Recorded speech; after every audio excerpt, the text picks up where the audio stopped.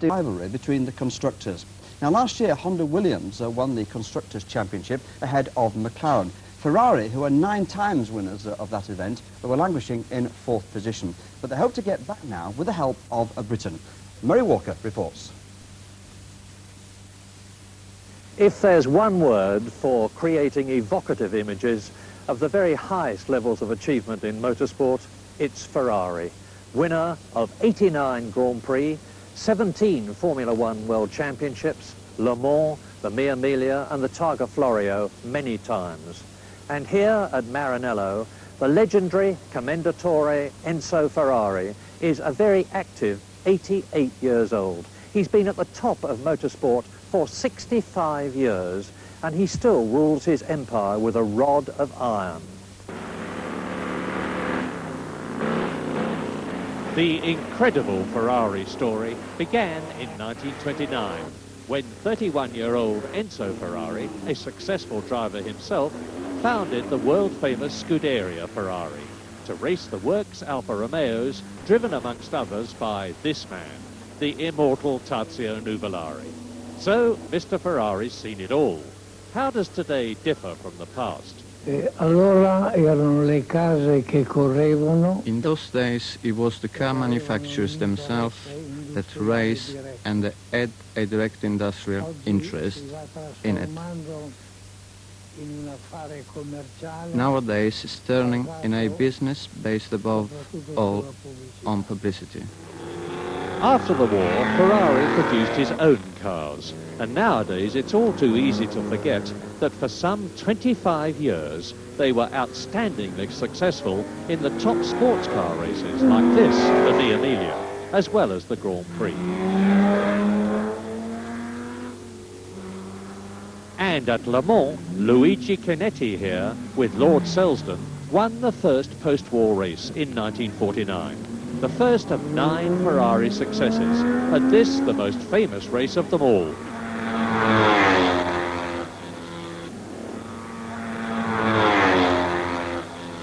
Ferrari's out of sports car racing now, but Mr. Ferrari still thinks highly of it.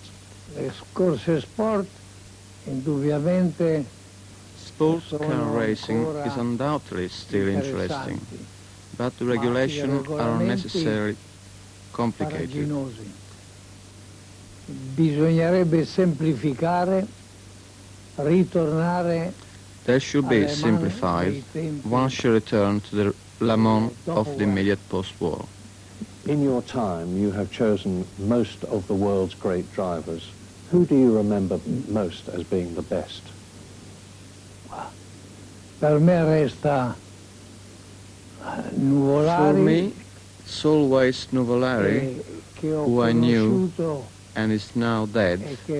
Also Collins, but one that's living, I say Sterling Moss. It's surely every driver's ambition to compete for Ferrari, and many truly great ones have done so. Farina, Ascari, Hawthorne, Collins, Fangio and Lauda are just some of them. Englishman Peter Collins, here winning the 1958 British Grand Prix, is one of Mr. Ferrari's happiest recollections. Probably because Peter's unselfishness enabled Fangio to win the 1956 Drivers' Championship for Ferrari.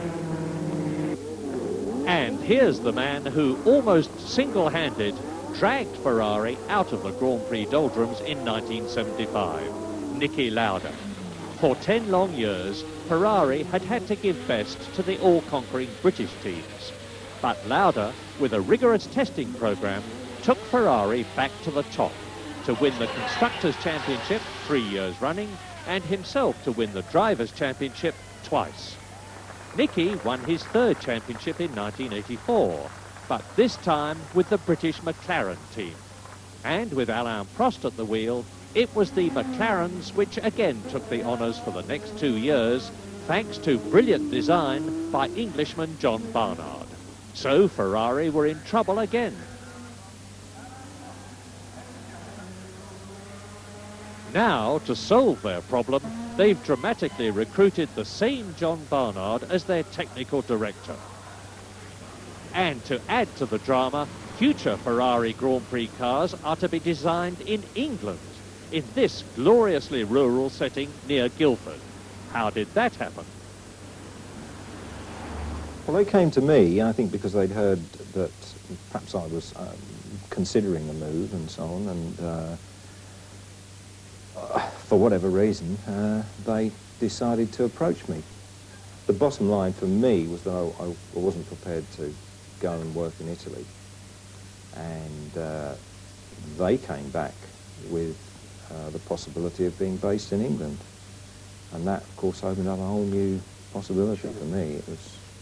Now, you are known, to put it mildly, as a man who is determined to have things done his way. And it's not going to work if you don't get your way at Ferrari. Now, so what sort of authority, real authority, have you got at Ferrari? Well, I've got technical authority in over all the areas, including the engine side,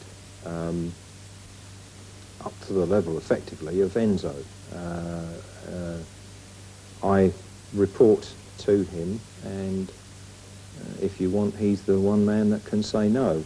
Now, the last time I was at Maranello in the race shop, you could practically race a truck inside it. Have you made any changes there? There's been a certain reorganisation in the race shop, yeah.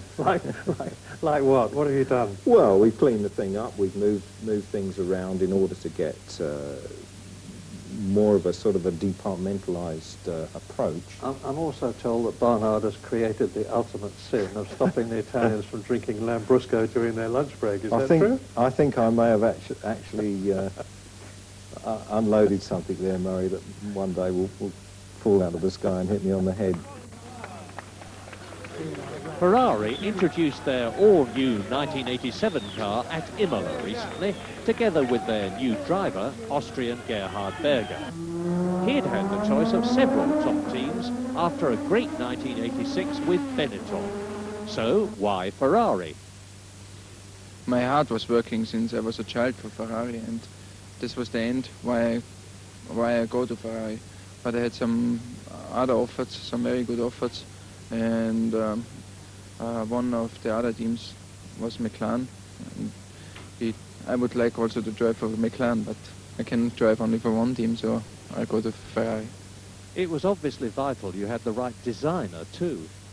Yeah, this was an important part, and if I hear John Banner will go to Ferrari, I was thinking to work with John Banner. He made the car what wins 3 times the World Championship the last 3 years. So I think the best thing is to work with him together. What I've tried to do on this car is to define the fundamentals on, for example, may sound stupid, but positions of engine, gearbox, drivers, to get the sort of weight distribution I'm looking for, the fundamental geometry parameters that I'm looking for, the parts of the aerodynamics that I think are important and critical. Last season, whenever Alboreto or Johansson came in, they were always moaning about handling and lack of grip. And Alboreto said the other day he was astounded at how quickly you had been able to put that problem right. Why was it that you were able to say, well, the problem is obviously so-and-so?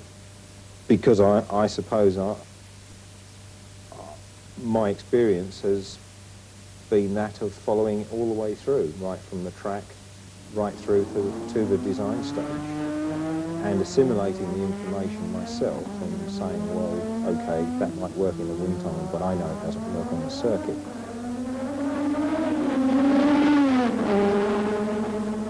How do you think the new Ferrari team will do this year? Alboreto, yourself and John Barnard.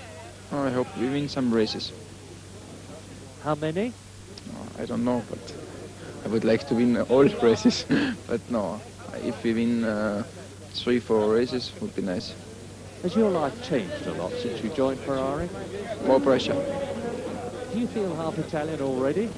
No, but I like Italian. I like the food, very nice, very good food, always nice weather, nice girls, everything's good. Your boss is an ultimate racing enthusiast, Enzo Ferrari. Mm. If or when Ferrari win the World Championship in 1987 or 88, what will he be saying to you?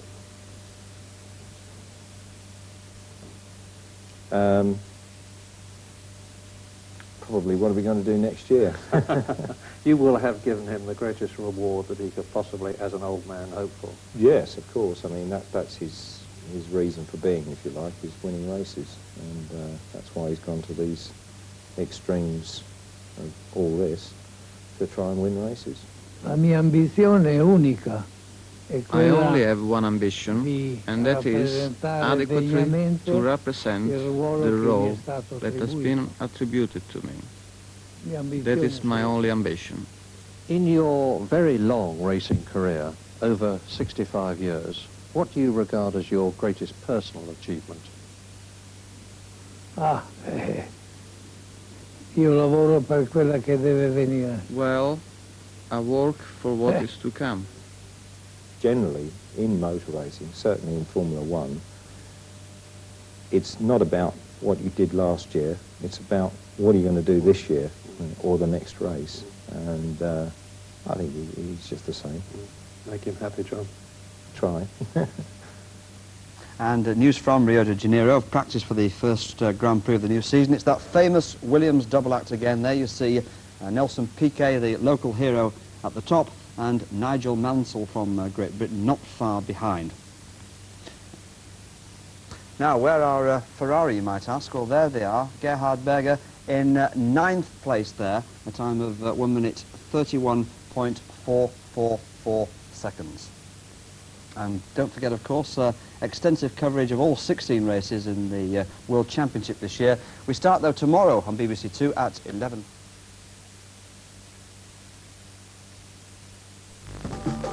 Rio de Janeiro in spring means the opening of the Grand Prix season in one of the most spectacular settings in the world.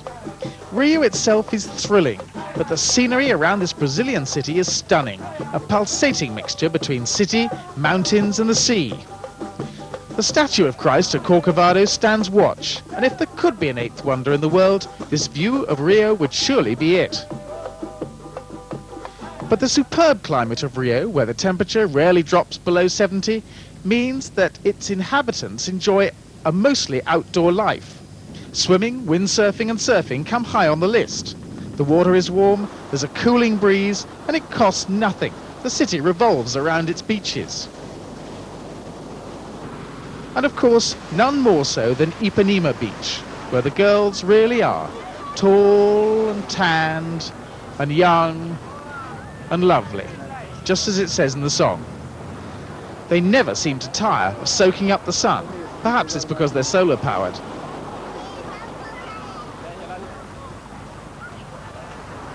But in spite of Rio's delights, mechanics and teams spend their time sweltering at the Yacarapagua circuit. For Alain Prost, Rio marks the beginning of a new season, in which he could score a hat-trick of World Championships, supported by new McLaren teammate Stefan Johansson. Little has changed at Williams. A modified FW11, Honda engines remain, Nelson Piquet is still #1, with Nigel Mansell pushing him hard. But Lotus now have Honda engines too. Ayrton Senna still leads the team, which now enjoys Camel sponsorship, but he has a new #2, Satoru Nakajima, the first Japanese driver to tackle a full World Championship season. Next door at Ferrari, Michele Alboreto still leads the team, but there are several newcomers, including Gerhard Berger, the new #2, and there's also a new V6 engine. At Brabham, Riccardo Patrese is still the team's #1 driver, again using the lay-down BMW 4-cylinder engine. But his new teammate is fellow Italian Andrea De Cesaris, and the new car is designed by David North. At Benetton, Theo Fabi has a new Ford engine and a new teammate, Belgium's Thierry Boutsen. The US F&G Arrows team has an entirely new look. New drivers, new engineer, new car. Eddie Cheever joins Derek Warwick on the driving strength, and the Megatron-engined A10s have been designed by newcomer Ross Brawn. Jonathan Palmer has now joined Tyrrell, where the Data General-sponsored cars are now powered by Ford DFZ engines. Philip Streff remains with the team. Taking Palmer's place in the West Zakspeed team is fellow Briton Martin Brundle, and he's joined by Christian Danner, who is back in the team after doing a couple of Grand Prix for them in 1985. Over at Minardi, Alessandro Nannini is now joined by newcomer Adrian Campos from Spain. the pair continued to use Motori Moderni turbo engines. After several years' absence, March are back with a DFZ engine design for 1986 Formula 3000 champion Ivan Capelli, and newcomer Pascal Fabre has similar power in the back of the AGS. Last but not least, Alex Caffi prepares for his second ever Grand Prix with the Acela team. There's a full supporting cast too. Retired former world champion Keke Rosberg is on hand to commentate for German television. Jackie Stewart, winner of a record-breaking 27 Grand Prix, is doing the same job for American TV. Former Williams and Ferrari driver Carlos Reutemann talks with new Ferrari designer John Barnard. Marco Piccinini and Bernie Eccleston have new appointments with the sport's governing body. For the 1987 season, there are several rule changes. On the engine front, FISA are issuing pop-off valves to limit maximum turbo boost to 4 times atmospheric pressure, in an attempt to limit engine power and thus improve safety.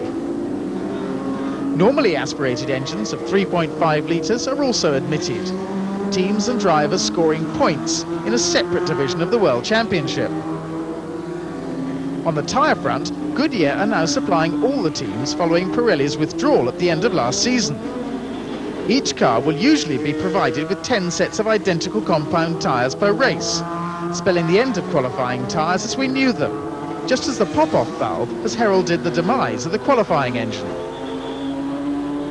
As the cars make their first public appearances of the new season, let's take this opportunity to experience a driver's eye view of this demanding Yakarapagua circuit and do a lap with new Lotus signing Satoru Nakajima.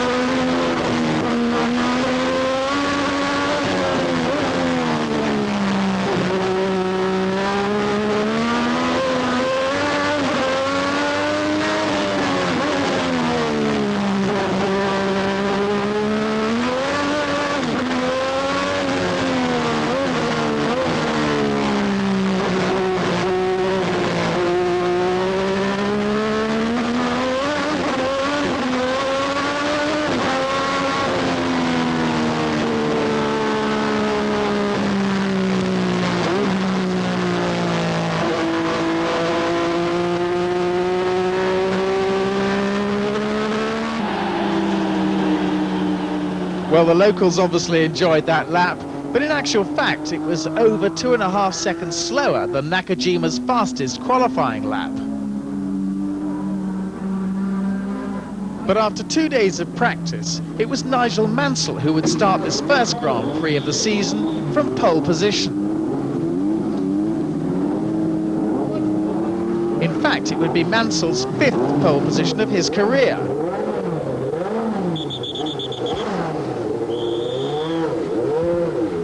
With the revised FW11B, Mansell and his teammate Nelson Piquet completely dominated practice.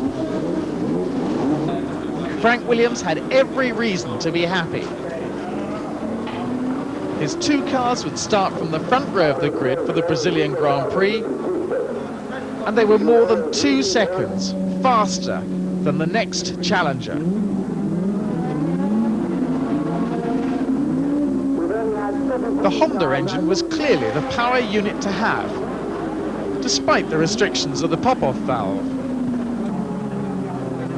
Local feeling had been running high all week, with the intense rivalry between the two Brazilian drivers. Piquet may have qualified second, but right behind him on the grid was Lotus driver Ayrton Senna. While Piquet's Williams Honda was a proven race-winning combination from the previous year, the situation with Senna's new Lotus Honda was much more difficult. Ayrton, there's a lot of things different for you this year in 1987 in the Lotus team. Sponsor, all sorts of things, different engine. How does the engine feel for starters? You're comparing that with the Renault. How does it feel? It's difficult to make any comparison, but definitely the engine is very efficient, strong, powerful, and reliable. And as supple, same torque, that sort of thing? No, it's a different engine, different characteristics, but it is a very good engine. Overall, it's strong, reliable, and powerful. Does it take long to get used to?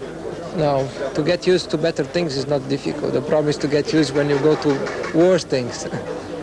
Now, this active suspension, can you describe it for us? Simplistic is supposed to be a system that gives you a better performance, both lap times and comfortable on driving and average speed. And it's a very complex system. Lotus Cars has been working that many years and decided to put in the Formula One car again this year. And we've been doing a lot of running, testing, development, but it still looks like it needs a lot of thought and a lot of adjustments and a lot of development. Have you not been satisfied with it today, or are you? It's not that I have not been satisfied with it today. We believe we have many problems in terms of performance, in terms of speed, grip, and we want to make it better. And as we believe we have those problems, we also believe it's possible to be improved. It's just a matter how much time it's going to be to improve that the way we would like. So there's a lot of hard work for you, a lot of testing. Yes, which I don't mind as long as we achieve what we are looking for. And what you're looking for is basically an even ride height all the way through the race, is that right? What we are looking for is to have a fast, reliable, consistent car, either full tanks with race stream or qualifying, and be able to fight with the best equipment around. That's what we want, to be competitive and able to fight to be up there at the end of every race. Now you're 2 seconds slower than the Williams Hondas. Does that worry you for tomorrow? No, in qualifying I think they managed to have even a better car than we did. For the race I think even if they have a better car, the difference will be smaller. And also McLaren should be stronger than they were in qualifying. It should be a very interesting race, but mainly it's important to have reliability in the first race of the championship and pick it up good points and try to progress during the year. There's a lot of wild cards really, aren't there? The things like the pop-off valve, tyres and traffic as well. It's going to be quite a difficult race, do you think so? Traffic I don't think is a problem because if you are much faster than the traffic you take it very easy. New cars, a lot of heat, pop-off valve, that's something that you don't know, is unexpected. So it is impossible to predict. You have just to try and do your best. But you hope to get on the podium tomorrow? You always have to be realistic, but you got to be also optimistic, and let's hope we are there at the end. Fourth fastest was Teo Fabi in the Benetton, now powered by the Ford V6 turbo engine that many teams had tried to secure at the end of last season.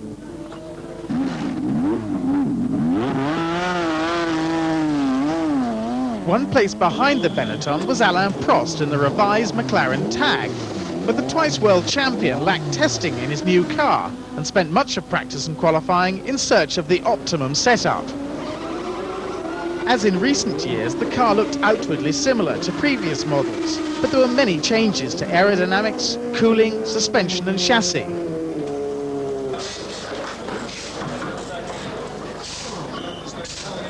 As in previous years, they still use tag power, but now there's a new face behind the drawing board, that of the innovative Gordon Murray.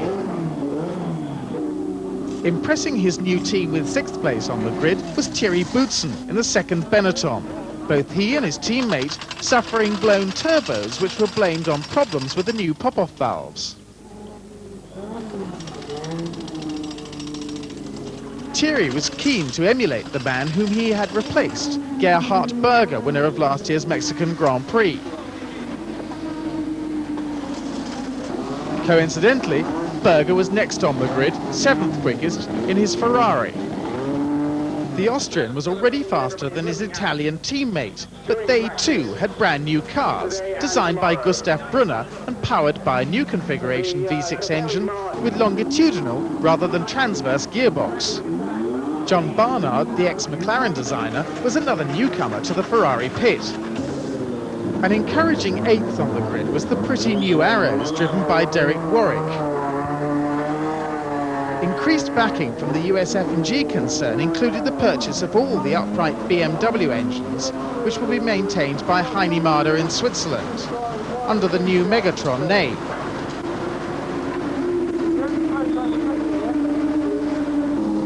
9th on the grid, and no doubt piqued at sitting directly behind his new teammate, was the Ferrari of Michele Alboreto, who had suffered a series of niggling problems throughout the 2 days of practice. The Italian press at home was quick to highlight the fact that he'd been outqualified by Berger, but he was trying hard not to let it get to him. Still, at least he outqualified his last teammate, Stefan Johansson, who was 10th quickest in the McLaren. The likeable Swede had been in danger of not having a drive at all in 1987, until he was signed by McLaren. And he scarcely had a chance to drive his new car before the start of official practice. But he was certainly no stranger to McLaren team owner Ron Dennis. No, I drove for him in 1980, where I won the Formula 3 championship in England. So things have changed quite a lot since then for both of you? Yes, quite dramatically, yes. So what are the differences between Ferrari and McLaren? Tell us. I mean, it's very difficult to put in a few words, but I mean, I think they work in quite different ways. And the McLaren is an English team, and the English teams tend to work in a slightly different way from the Italian teams, maybe. Better organised, do you think? Well, it's very difficult to say whether better or worse organised. You know, I mean, the organisation is very, very good at McLaren, probably the best in Formula 1, I would say. And what about the engine? The Ferrari engine seemed to have a lot of power at the end of last year, and in qualifying trim they never say that the tag has much. What's the comparison there? Well, I'm quite happy with the engine. It seems surprisingly good. You haven't had a lot of laps in the car, and I think you've ended up about 10th quickest, is that right? What's the problem been with the laps? Well, it's just been a question of getting everything together. You know, we were unlucky last week in the testing when it rained for 3 days when I was supposed to run. And of course, in official practice, you know, you can't do many laps because you change the car all the time. But no specific problem? No. Car's been perfectly reliable? Yeah. And what about driving with Alain, and so far not racing, but practicing with Alain? Does he give you a lot of help? Very constructive? Yeah, it's been very good. I mean, he's really fantastic, and I think it's going to be really good for me as well. So tomorrow, what can you hope for from 10th? Well, I think you can do a lot from 10th. I mean, you know, it's a very long race. It's going to be a lot of attrition, I think. So I think it's a question of being there at the end, really. I mean, the Williams Hondas are so much quicker in qualifying. Do you think it's all going to change tomorrow? We'll see tomorrow. 11th on the grid was Riccardo Patrese in the Brabham BT56, a less dramatic design than last year's car, although it still utilises the special laydown BMW engine, which was developed for the BT55. Patrice's main problem in practice, however, was unconnected with things mechanical, but rather were muscular in the form of pain from an old injury to his back, which required hospital treatment to ensure his participation in the race. Lotus number 2 driver Satoru Nakajima, who qualified 12th, must have been feeling very much at home with the increased number of Japanese in the pits. Apart from problems with his active suspension system, our new cameraman was settling in well with his new team. In spite of 4 spins in practice, Andrea De Cesaris found himself immediately behind his compatriot and teammate Patrese in his first outing for Bernie Ecclestone's Brabham BMW team. It was thought that Andrea's fiery temperament and competitive qualifying style would be an added incentive to Patrese to get the maximum out of the new car. 14th on the grid was Derek Warwick's Arrows teammate. Eddie Cheever, you've been out of Grand Prix racing now for nearly a year, given that you had 1 race last year. What's it like coming back? Is it quite difficult? Today was just like all the aggravation I left when my last race at Alfa Romeo. I had a terrible day today. I had an electrical problem that forbid me to go out my race car. I only did 2 laps this morning in the spare car that was new and it was misfiring. So we ran the spare car that is absolutely spanking new in the qualifying, and we had lots of little problems. Racing cars has settled in, and it was really not a very good day. But aggravation, I think, is the word. What about Formula One, though, the speed of Formula One itself?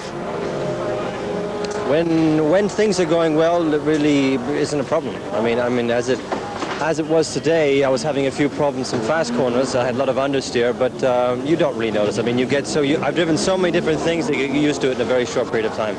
I'll need more miles, obviously, but I'm right back into the whack of it. I mean, in the testing before the race started, we were like 4th quickest, a good two and a bit slower than we are now. So I think there's quite a lot to come from the car still. Does Formula One feel as though it's got faster for you? No. Yeah, it has gotten faster, but you don't just gain in horsepower, you gain in road handling, you have the carbon fiber brakes, tire technology, the aerodynamics. It is a complete package. I mean, it's not as if you took a child and had just one part of him grow. Everything grows. I mean, the car gets better in all its different parts. And what about this new USF&G Arrows team? How do you feel about that?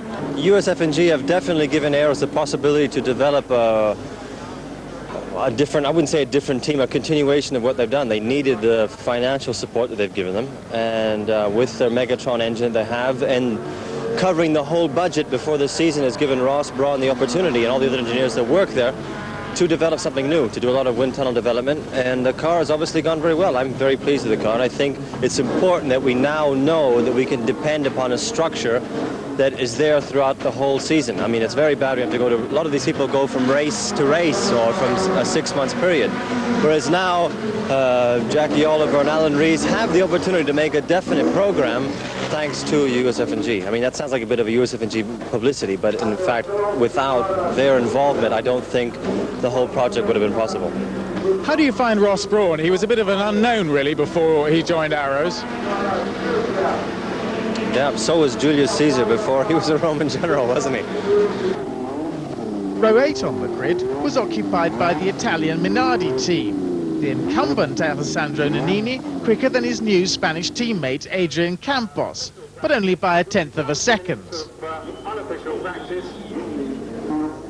However, Campos's brave efforts during qualifying were not without their dramas.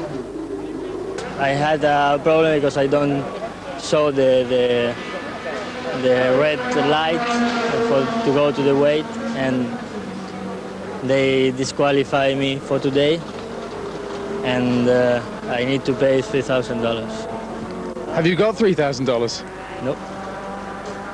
This is our problem now, but we think we try one solution. On the 9th row of the grid was Christian Danner in the first of the 2 West Sac speeds. And just behind him, Jonathan Palmer in the first of the normally aspirating cars, the Data General Tyrrell. He in turn was quicker than the man he replaced at Tyrrell, Martin Brundle, in the 2nd Sac speed, just behind Danner. Philip Strepp was 20th on the grid in the 2nd Tyrrell. Both of the drivers benefiting from Camel sponsorship. Alex Caffey was in the lone Osella, twice parking it out on the circuit. And Pascal Fabre was in the AGS, which now benefits from Cosworth power. Finally, poor Ivan Capelli spent much of his time walking back from parking his car out on the track, and in the end, the car failed to start due to lack of engines. The huge partisan Brazilian crowd was working itself into a frenzy in anticipation of the battle to come as the start approached. A Ferrari represents a religion in Italy. On 2 Sundays a year, the waving of a Ferrari flag means that this deeply religious country is at worship once again. And as this is the first opportunity for most of them to gaze adoringly on their latest beloved machines, the Italians have turned out in huge numbers. This, of course, is the first of those 2 weekends, so here we are at Imola for the 7th San Marino Grand Prix, second round of the FIA's 1987 World Championship. And these are the cars they've come to see. Bright scarlet, bereft of sponsorship, and driven by Michele Alboreto and Gerhard Berger. Men who are national heroes, while the cars they drive are the epitome of Italian engineering. Making a return to active duty after serious illness is FISA President Jean-Marie Balestre, here talking to compatriots Alain Prost and Philippe Alliot. Elsewhere in the paddock, there are other matters to discuss. Can Stefan Johansson maintain his excellent finishing record? Ligier reappears with Megatron engines and drivers René Arnoux and Pierre-Carlo Insani. The Italian getting a chance with Ligier after many years with Osella. Nigel Mansell and teammate Nelson Piquet will be eager to avenge their defeat by McLaren in Rio, in spite of Piquet's second place. Testing at the Italian circuit has been promising, but Williams haven't won for 4 races, and after last year's success, that must seem like an eternity. But the drivers are in good heart and know that it must come right soon. It's just a matter of time. Has development made Lotus's active suspension competitive? Can Senna claim another pole position at Imola? Meanwhile, welcome to former Ligier driver Philippe Alliot, who has teamed up with his former manager Gérard Larousse, and they are making their Grand Prix debut with the Larousse Calmels Lola in the normally aspirated class. Another newcomer is Formula 3000 driver Gabriele Tarquini, making his Grand Prix debut in an Osella. As the 27-car field prepares for practice and the crowd eagerly awaits its first glimpse of a Ferrari, one of the more embarrassing questions to ask is whether Ferrari can finally end their bleak run of 24 races without a win. If they don't win this weekend, never will they have gone so long without a victory. But a Ferrari win scarcely looks likely in spite of Berger's 4th place in Rio. McLaren and Williams must start favourites after their 1st and 2nd places respectively in Brazil. Benetton have looked promising both in Rio and in testing. Arrow's fortunes are on the upturn, and Lotus will be threatening if that computer-controlled suspension has improved. How well will the new Brabham go now that it's had some useful testing? And there's a new Zaxby too. Some of these questions were answered by 2 days of practice and qualifying. The Imola circuit, situated in a leafy housing area on the outskirts of the town, is surely one of the most fascinating on the calendar, thanks to its combination of quick straights and tight chicanes, which are so demanding on fuel consumption. Now let's hitch a lift with Satoru Nakajima and his Camel Lotus. As we start the lap, we're speeding down Imola's so-called straight, which in fact incorporates the flat-out Tamburello. And now we're coming up to Curva Gilles Villeneuve at the end of the straight. This is followed by the long left-hand Tosa corner. Then Nakajima accelerates uphill towards Piratella. Over the brow, there's a yellow flag being displayed, which stops him overtaking his own teammate, Ayrton Senna. But once past Senna, he brakes hard for the second gear Aqua Minerale chicane. And then he accelerates hard round the slight right-hander and uphill towards the Variante Alta, the second chicane.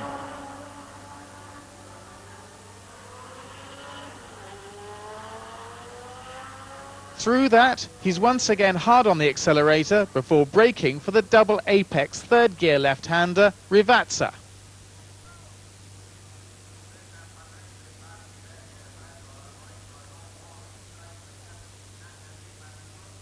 Round the second part of that, he accelerates down the short straight to the final corner. This is a two-part chicane which leads on to the start-finish straight. And that's scarcely a straight given the corners. But the quick cars will reach over 180 mph by the end of this corner, Tamburello. At the end of practice, the familiar name of Ayrton Senna appeared at the head of the Longines Olivetti timing monitors, the Brazilian having again set the fastest time in qualifying. Clearly, what he had managed with Renault power in the past, he could manage just as easily with Honda power. Lotus's active suspension was coming on in leaps and bounds, and Ayrton was much more relaxed than he had been in Rio. Ayrton, congratulations. This is your, how many at the pole position here? This is the 16th one. 16th overall, but how many here?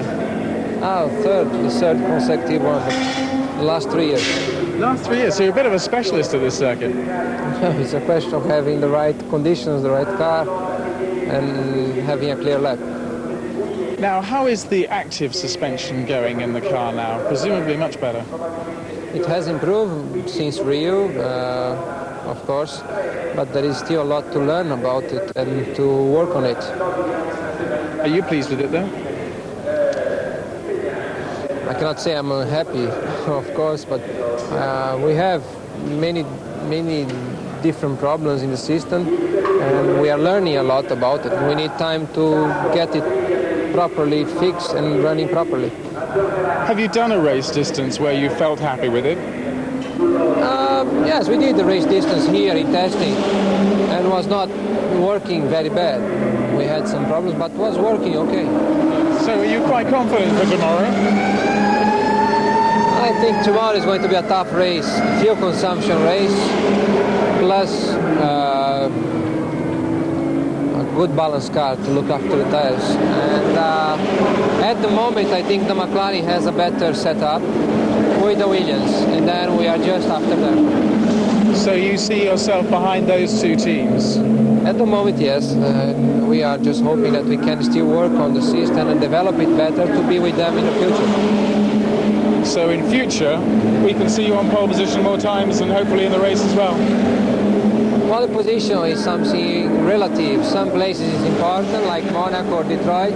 Some places like here is not important. It's safer to be in front. You are clear from potential accidents, but it's not dominant. It's not what is going to make the result. You need then in the race a good car, consistent. That's what makes the difference. Beside Senna on the front row of the grid was Nigel Mansell in the Williams Honda. It was a dramatic 2 days of practice for Frank Williams' team, and in the end, Mansell was unhappy at the way qualifying was handled. In the second qualifying session, Mansell set a lap time and then decided to do some full tank testing in the spare car. When Senna set his time, Mansell climbed back into his race car to try and beat it. But the Honda mechanics had changed a chip in the engine, and Mansell was badly held up by a misfire. And in the end, he and the team ran out of the time to cure it. Mansell was not happy. He likes to start from pole position, and having set a quicker time in testing, he was sure he could have got pole. Happily, there were no complaints about pop-off valves this weekend. But then Williams and Honda have adapted to FISA's new boost regulations better than most teams. With a 5-point difference in the championship, the rivalry between the two Williams teammates will be just as keen in this race. Frank Williams had reason to be happy and unhappy, but just after he set fastest time in Friday's practice, Nelson Piquet had a huge accident at the Tamburello corner on the straight. Happily, the Williams chassis stood up very well to the considerable impact, and the Brazilian driver was back at the track the next day. Nelson, after a gigantic shunt yesterday, you look remarkably fit, but how do you feel? Well, I feel fantastic, and I feel a little bit mad because I still fight with all the doctors to let me run. I feel I don't have any problem. I have a little problem with my ankle, my left ankle, but I think I can manage this for the race tomorrow. Can you remember anything at all about the actual accident? Well, I lost my memory for the first 5 minutes after the accident. Exactly what day was the accident. It was Friday, Saturday. But everything else I knew. And I remember I passed in the last lap, they give a time.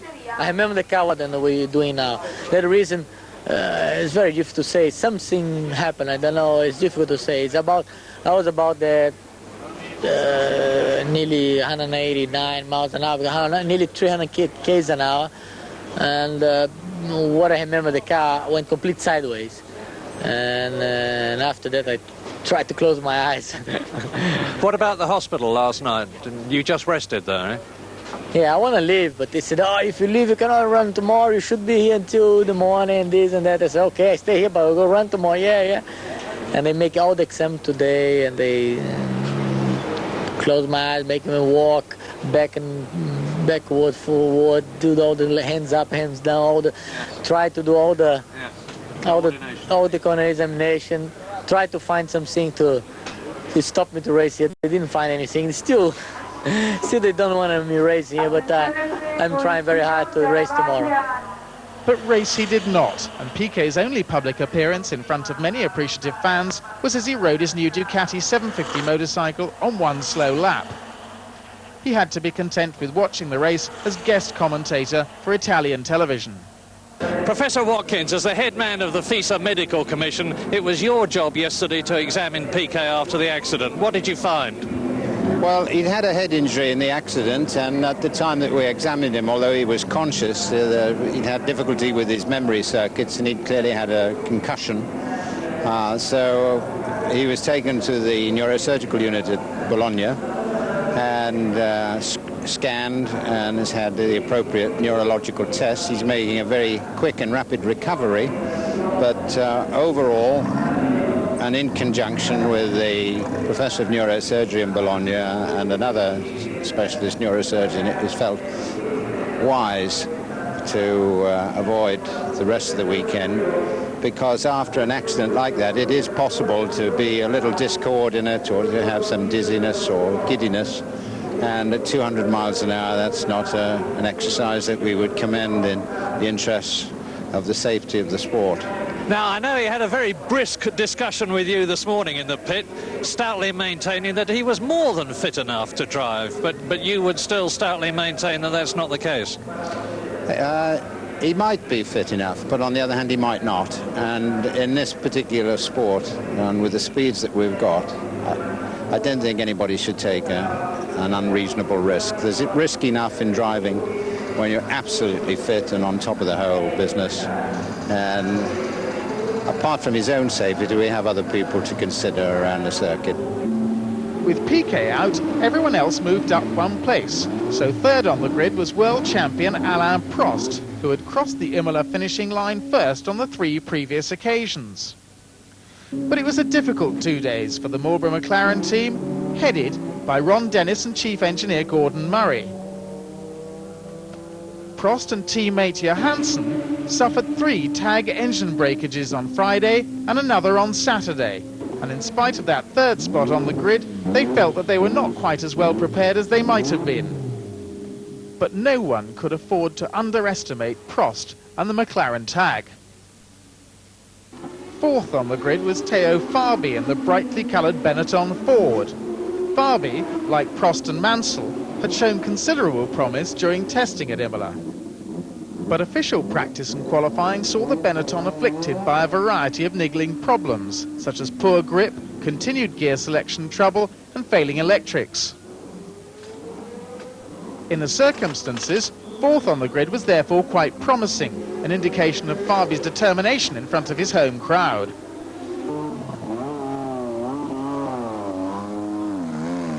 Fifth quickest was Ferrari's new recruit, Gerhard Berger. What is it like being a Ferrari driver in Italy? Something special.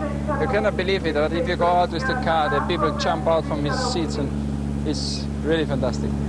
But is there a lot of pressure involved? Yeah. There's a lot of pressure on Ferrari, much more ahead than I had in Benetton last year. But it's a work from a driver. Have to live with this. And how has practice gone this weekend? Oh, not so bad in the end. I wasn't very lucky with the engine, but it was not so bad. Is there a problem here in particular with fuel consumption for you? Yeah, for everybody, I think. It depends how quick the first go. Huh? If the first don't go quick, you don't have problems, but I think for everybody it will be a problem here. So would you say you have more of a problem than Tag or Honda, or how? No. I don't think we have more. I think we are. Ferrari always is very good on fuel consumption. Yeah. So you're pretty hopeful for tomorrow? Yeah, not to win the race, but to be under the first 6. Is it a personal satisfaction for you to beat your teammate Michele? You're always driving. Also, you try to beat your teammate. It's nicer to beat him than to be behind him. But I think Michele is a very quick driver, and one time he will be quick and one time I will be quick. So in the end of the year will be the same. So alongside the Austrian was his own Italian teammate Michele Alboreto, on whose shoulders rests the hope of his entire country. The Italian did not have a reliable practice, with a broken gearbox, turbo failure, a broken drive shaft, the engine cutting out once, and finally traffic holding him up during his efforts for a quick qualifying lap, and therefore grid position. Add to all those problems his own hay fever, and 6th on the grid was really quite a remarkable feat. Ex-McLaren engineer John Barnard is beginning to make his presence felt in the Maranello team, and together with designer Gustav Brunner has obviously improved the new Ferrari F187.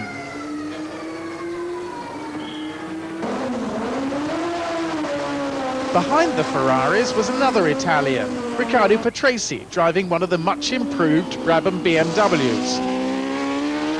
Riccardo Patrese, you're 7th on the grid, much better than in Brazil. What's been the difference exactly? Well, we spent a few times to set up the car in last week test here in Imola, and we did a small improvements just because of the car was brand new in Brazil and we didn't have the time to test properly, I think. Do you think there's more still to come? Well, I think that something can come during the season, you know. You can always improve small details, and then they make the car more competitive for sure. We need a bit of time to test and solve problems. They always said last year's car was a fairly difficult car to drive, difficult driving position, that sort of thing. Does this one feel better? Well, this one is normal for driving position. It's a normal car. It's more a normal car. We still have the flat engine that is unusual, but mainly it's more traditional car. And how has the car gone during practice? I think the car has a nice balance. I think that because of all this fuel consumption test, we couldn't touch too much the setup of the car because we needed a stable base to work with.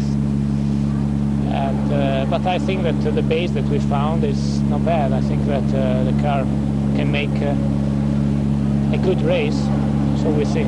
Top 6 placing then? Well, that is what we are going for, to finish on the first 6, because, you know, we have 4 places that are very hard to get, plus one that is Senna that we don't know if it's really good or not yet, so we have 5 cars that they look very, very competitive because they have very good engine and very good complex. So now to finish in the first 6 is not an easy thing to do, but we hope, you know, everything can happen during the race, so we hope to get a final place in the first 6, yes. 8th on the grid was Stefan Johansson, like his McLaren teammate Alain Prost, victim of engine troubles on the Friday.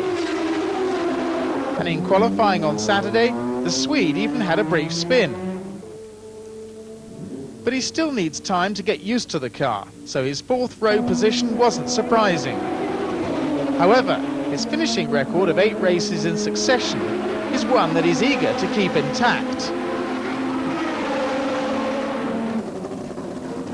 The fifth row contained the two USF&G Arrows, their Megatron engines now shared by the Ligier team.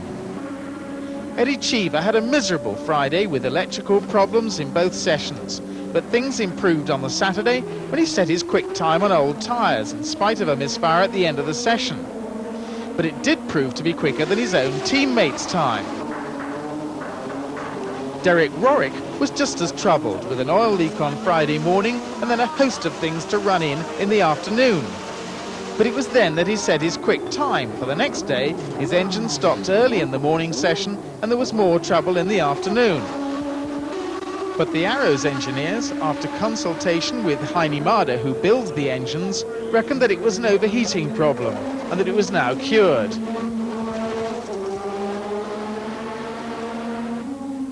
Thierry Boutsen was in just as much trouble, neither of the Benettons looking as reliable as they had in Brazil. Like his teammate, he suffered gear selection trouble, then brake problems, a puncture, and the turbo loss boost. And all this was on the circuit where the Belgian has had his best ever Grand Prix result, second place, and has scored several points on other outings. He could only hope for better in the race. In 11th spot was Satoru Nakajima, who found he had some trouble with the active suspension, which was sticking in the down position, and his car was rubbing on the ground. Later, he would run out of petrol and then suffer engine problems in the final qualifying session. So while his teammates started from pole position, Nakajima was 11th on the grid, and hoping to be the first Japanese driver to score World Championship points. Making a welcome return after a tremendous effort by the team was Ligier, whose mechanics had worked all hours to ready two Megatron-powered cars for Imola. However, despite their efforts, things didn't quite go according to plan, and after the race day warm-up, René Arnoux' car was withdrawn from the race. We asked him why. I had a problem with the chassis, and I broken one part of the fiber and carbon this morning in the Big Bend. And it's necessary now to listen and to understand what happened, because it's too dangerous to drive in this condition. The team has had a fantastic time trying to get the cars together with the new engines, haven't they? It must have been very, very hard schedule. I think the performance is with Ligier is to bring two cars here in Imola and to build these two cars in 2 weeks. But I am really disappointed and sorry for the team and the mechanics to don't start. How does the engine feel? I'm really happy with the engine. I have no problem during 3 days with the engine. And I think now the more important things to do is to work on the chassis. This meant that everyone slower moved up 2 places, and taking up 13th spot on the grid was Andrea De Cesaris in the second Brabham BMW, which has limited sponsorship from Olivetti. De Cesaris suffered problems with second gear, but otherwise his car was fairly reliable throughout the weekend. Beside the Italian was Martin Brundle, happy to be driving the latest Saxpeed, which was making its debut at Imola. Even during its early stages of development, it proved to be quicker than the older version, still being driven by Brundle's German teammate Christian Danner, who hopes to have his new car at the next race. On the 8th row were the two Minardis, Alessandro Nannini the quicker. It's often thought that Imola is Ferrari's local track, but Minardi's factory is actually even closer at nearby Faenza. But it didn't do either Nannini or teammate Adrian Campos any good. Both Minardis suffered a host of engine and gearbox trouble, and it was only in between bouts of this that they managed to set reasonably competitive times. In addition to all his problems, Campos also had a brake failure and subsequently damaged his front suspension. In the normally aspirated class, there were 2 welcome additions. The first was Philippe Alliot in the Larousse Calmel's Lola, a car designed by Ralph Bellamy and sponsored by a host of French companies. the Lola ran superbly and reliably and proved utterly competitive with the Tyrrells, which walked away with the class in Brazil. So a good battle in the race was eagerly expected. Meanwhile, March just completed their normally aspirated Formula One car at Imola, and this replaced the semi-Formula 3000 car that Ivan Capelli raced in Brazil. So with 2 days of practice behind them, it's now down to the more important business of the weekend. Qui a laissé des traces psychiques et physiques, même s'il souffre d'un traumatisme crânien et qu'il est sujet à une perte de mémoire en particulier, il ne sait pas comment s'est déroulé cet accident. Même aussi si le médecin est opposé à sa participation, comme vous l'avez dit. Connaissant les pilotes et particulièrement le tempérament de Nelson Piquet, il est évident qu'il fait tout pour participer. Nous l'avons vu ce matin, il est actuellement sur le circuit, au bord de la piste, très décontracté. D'après Catherine, sa girlfriend, c'est-à-dire sa petite amie du moment, eh bien, qui est de nationalité belge, d'après elle, il devrait théoriquement se présenter au départ. Avant son accident, Piquet a réalisé le meilleur temps devant Mansell et Senna, alors qu'Alain Prost a dû se contenter du 9e temps. Il fait beau ici à Imola, relativement chaud, et cet après-midi, ce sera l'occasion pour Alain Prost d'améliorer sa position sur la grille de départ. Hier, l'équipe McLaren a cassé 3 moteurs en faisant des essais de consommation. La consommation sera d'ailleurs l'un des paramètres déterminants demain sur ce circuit. Le réglage du turbo et la fiabilité de l'ordinateur de consommation pourront jouer un rôle aussi très important. Prost, en revanche, n'est pas très satisfait des pneumatiques qu'il utilise.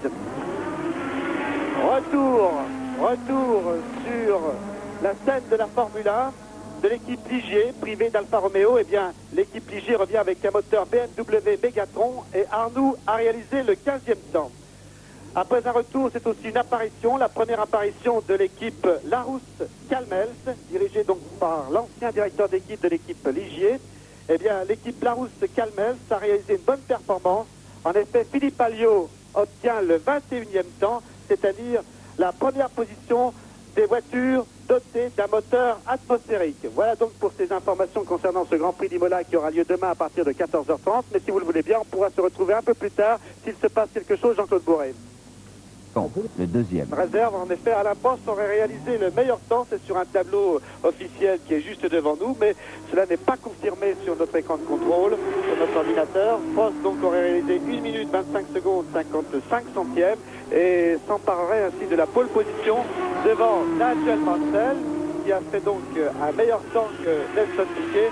Nelson Piquet, qui vous le savez, n'est pas en piste, mais actuellement eh bien, est au repos. Il espère participer demain, donc il ne peut pas défendre son meilleur temps obtenu hier. Je vous rappelle donc l'information importante qui sera confirmée ce soir dans le journal de 20h ou bien dans les flashs radio.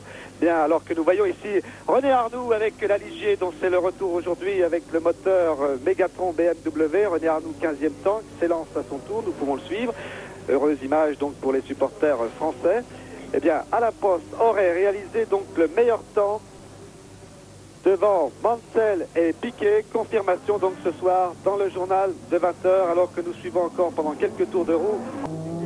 Piquet ne se souvient plus de rien, mais son traumatisme crânien l'oblige à la prudence, même si apparemment tout va bien et même si le Brésilien semble prêt à prendre le départ. Laisser partir un pilote affaibli, blessé ou choqué est une question de responsabilité. Je me sens très bien, c'est fantastique.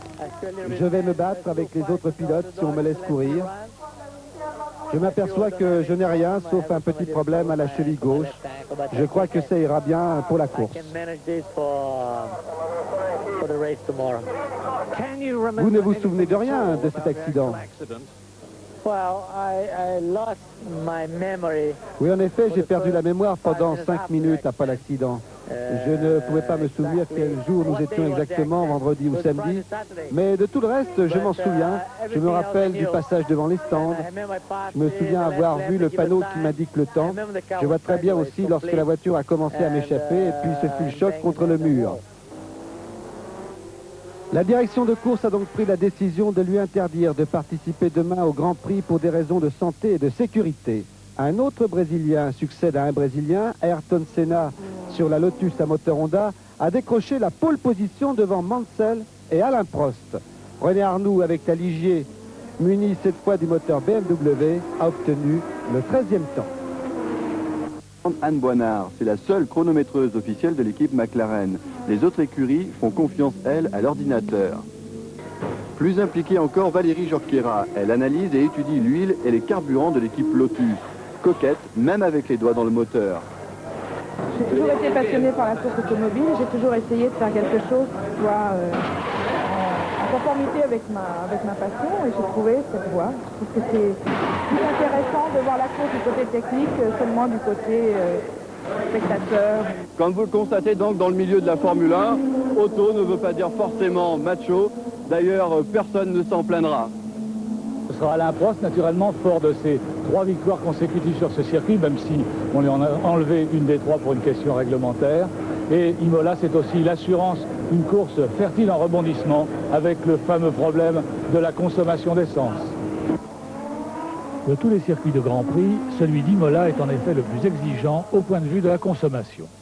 Depuis la réduction de la capacité des réservoirs de carburant imposée puis aggravée ces 2 dernières saisons, les fins de course sur le circuit italien sont régulièrement l'occasion de coups de théâtre sous forme de panne d'essence qui bouleversent les classements les mieux établis.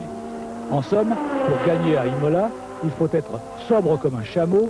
C'est de bon augure pour Senna, qui court cette saison pour une marque dont ce noble animal est l'emblème, et en même temps rapide comme un lièvre. Un paradoxe que seul Alain Prost est jusqu'à présent parvenu à maîtriser, puisqu'il s'est montré le meilleur sur ce circuit lors des 3 dernières éditions du Grand Prix de San Marino. Comme Lauda, qui fut son modèle, Alain mériterait bien d'être surnommé l'ordinateur. Tout à l'heure, il prendra le départ en 2e ligne. A-t-il élaboré une tactique à laquelle il va se tenir quoi qu'il arrive, ou bien s'efforcera-t-il de l'adapter aux circonstances? La tactique, si je peux partir en tête, ce sera une tactique numéro 1. Si je reste derrière, c'est une tactique numéro 2. Mais si je pars loin derrière, ce sera encore autre chose. Mais je crois que la tactique essentielle, c'est de, comme je vous l'ai dit, un arrêt au stand pour les pneus, pas plus. Et puis essayer de franchir la ligne d'arrivée, le moteur coupé, c'est voilà, ça? Avec la voiture qui se détruit, qui s'écroule à la fin, sur la ligne d'arrivée. C'est exactement ça. Plus mal qu'on reçoit. Merci. Hier, les mécaniciens de Ligier ont réalisé un nouvel exploit. À partir d'une coque nue arrivée à Imola à 10h du matin, ils ont reconstruit une voiture en l'espace de 3h30 pour que Ghinzani puisse participer aux essais qualificatifs d'hier après-midi. Avec une équipe animée d'une telle foi, rien n'est impossible. Et si Arnoux, comme son coéquipier, partiront tout à l'heure à des rangs modestes, les progrès effectués entre les 2 journées d'essai sont tout de même encourageants. La preuve, par rapport à la plus rapide des Arrows, équipée du même moteur Mégatron que les Ligier, Arnoux a réduit son retard de 2 secondes et demie à 1 seconde environ. Reste que les pilotes des JS29B partiront avec un excès de poids de 35 kg, ce qui représente, en termes de chrono, un handicap de près d'1 seconde au tout. Alors dans quelle disposition d'esprit allez-vous prendre le départ? Ce qu'il faudrait pour nous, bien entendu, c'est d'abord essayer de ramener les voitures à l'arrivée, parce que bon, c'est sûr qu'on ne peut pas prétendre, compte tenu de performance pure de la voiture, à faire une très belle prestation. Donc je crois qu'ici, en dehors du problème de consommation qui est difficile, du problème de fiabilité qui est délicat aussi, parce que là, il y a une très longue ligne droite, mais si on est à l'arrivée, je suis sûr qu'on sera bien placé. Alors j'espère voir le drapeau d'Amiens. Ligier sans Larousse, Larousse avec Calmels, pour une nouvelle équipe française appelée également Lola Ford. Philippe Palliot en est le pilote. La voiture est équipée d'un moteur atmosphérique et entre turbo et atmo, la différence est importante, comme nous l'explique Philippe Alliot. Au niveau sensation, c'est tout à fait différent de passer de 1200 chevaux à 600. Ceci dit, je peux vous dire que c'est tout à fait fantastique à conduire et que la Formule 1 va beaucoup gagner à revenir au moteur atmosphérique. Moi, je suis ravi de ce retour en arrière. Vous dites cela parce que vous êtes doté d'un moteur atmosphérique, vous auriez un turbo, vous auriez peut-être un avis différent. Non, je pense très sincèrement que tous les pilotes vont reprendre vraiment le goût à la conduite, le goût à l'attaque qu'on avait perdu un petit peu avec le moteur turbo. C'est mon 3e départ en Formule 1, après Renault, après Ligier, bon, c'est l'équipe Larousse et Calmel, et je dois dire que c'est formidable parce que c'est notre équipe, et avec Philippe, c'est vraiment, on a une petite équipe et c'est toujours plus sympathique, c'est beaucoup plus facile pour débuter, même si financièrement, même si techniquement, on n'est pas au top encore. Je pense qu'on va y arriver très très vite. Et effectuer 2 têtes à queue. Nelson Piquet souffre d'un fort traumatisme crânien. Il ne se souvient plus d'ailleurs comment s'est déroulé cet accident. Mais maintenant pour lui, tout va bien ou tout va mieux. Je me sens très bien, c'est fantastique. Je vais me battre avec les autres pilotes si on me laisse courir. Je m'aperçois que je n'ai rien sauf un petit problème à la cheville gauche. Je crois que ça ira bien pour la course.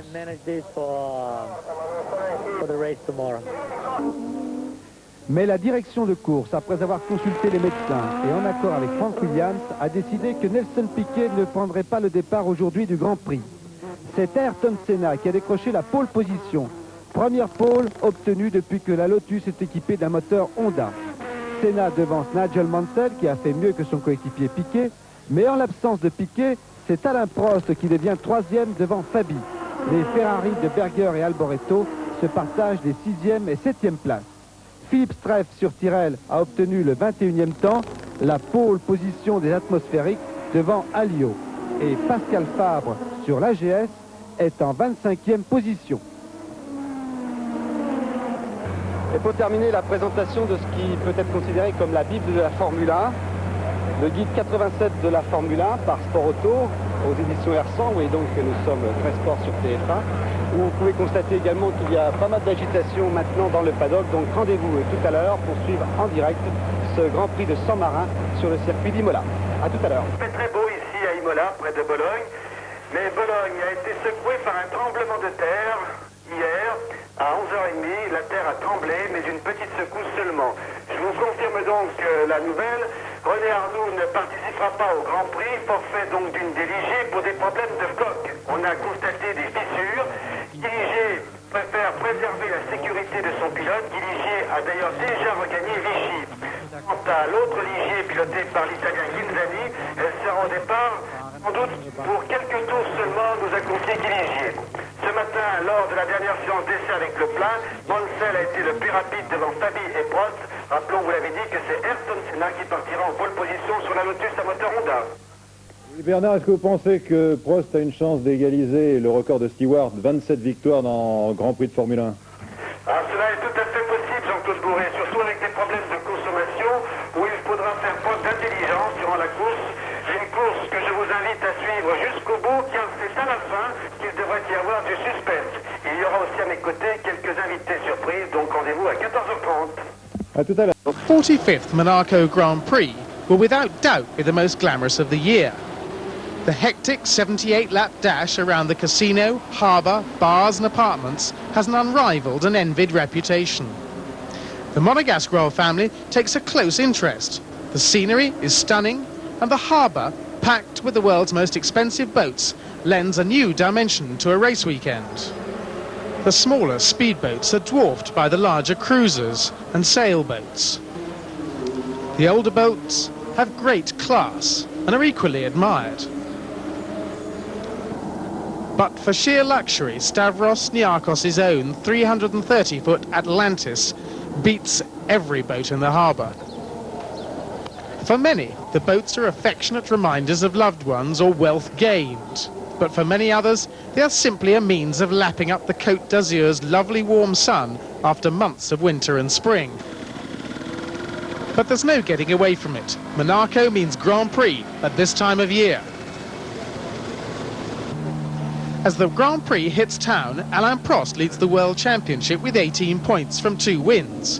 McLaren teammate Stefan Johansson is second with 13 points and a fine finishing record. Nigel Mansell will be keen to erase the sour memories of the Belgian Grand Prix, where he failed to finish, and add to his score of 10 points. Local resident Nelson Piquet has 6 World Championship points, as has his own compatriot Ayrton Senna. Another local is Michele Alboreto, who has 4 points from a single World Championship finish. He shares 6th place with Andrea De Cesaris, who will celebrate his 28th birthday on race day. Ferrari driver Gerhard Berger is 8th in the series with 3 points. as has Eddie Cheever, who's looking forward to racing without an eye on the fuel gauge. Satoru Nakajima has a fine finishing record and is 8th equal, also with 3 points. Thierry Boutsen has 2 points from his 5th place in Brazil, and Martin Brundle also has 2 after his 5th place in Imola. René Arnoux scored a single point in Belgium, but the Ligier Megatron is still overweight. As the 26 cars go out to practice, they face surely one of the most fascinating and challenging circuits on the calendar. There is the superb climb to Casino Square, certainly one of the most spectacular complexes on any circuit, the long haul through the tunnel, and several tight hairpins. But this year there are various worries. Traffic, the bane of any racing driver's life, is surely to be worse than ever. The top drivers are worried that for the first time 26 cars will start the race, and 5 of those, they fear, will be much slower due to their normally aspirated engines, and less experienced drivers won't be looking in their mirrors. But at least qualifying won't be as risky as previously, as the banning of qualifying tyres has done away with the crucial single lap, which was the biggest fear of most drivers during a race weekend. But now, let's join Ayrton Senna on the most famous street circuit of them all. Here he's accelerating past the pits and the start of a lap into Saint-Devote, the first corner. Accelerating up through the gears out of 2nd gear, up into 5th gear, down into 4th for the Massenet corner into Casino Square.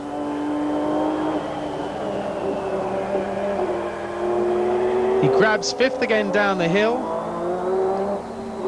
changes down as he overtakes a slower car, and into the Mirabeau in 3rd gear, 2nd gear, and into 1st for the hairpin at the Lowe's Hotel.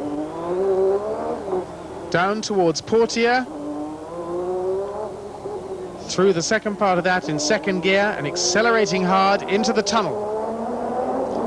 In the tunnel they get up to 6th gear. Flat out the other side, and then changing right the way down through the gearbox and into 1st gear for the chicane. Round the chicane, and now accelerating down towards Tabac, up into 4th gear, and then back to 3rd for the Tabac corner. 4th gear, then back to 3rd and 2nd for the swimming pool complex over the curbs there. 2nd gear still. Now accelerating up again, 3rd gear, down into 2nd again and 1st for the Rascasse corner, and now up to the final corner of the lap, taken in 2nd gear, and now past the pits again. That's a lap of Monaco. In qualifying, no one covered a lap faster than Nigel Mansell. After 2 fraught days of qualifying, there was no doubt that he totally dominated practice. The Williams Honda driver did a fantastic job to set 4 laps in each practice session, each one quicker than any of those set by his rivals. He would start from pole position after starting the last 3 years on the front row.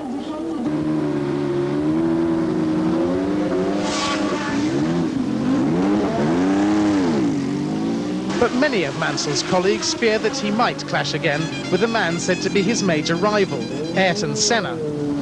Senna's Lotus Honda had been superb around the twists and turns of Monaco, although the Brazilian was constantly searching for the optimum setup. But both Lotus and Honda were certainly trouble-free in practice. The computer keys rattle as Lotus's revolutionary active suspension strove to keep up with the bumps and curves of Monaco.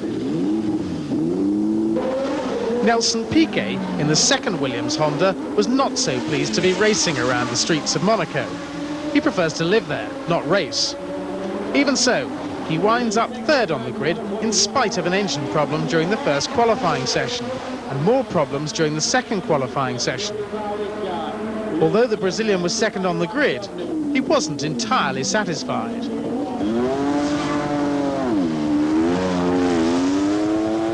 Much was expected this weekend of Alain Prost. Would he beat Jackie Stewart's record of Grand Prix wins by winning in Monaco again?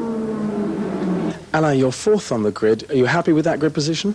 Not really. I mean, it's not a bad position anyway.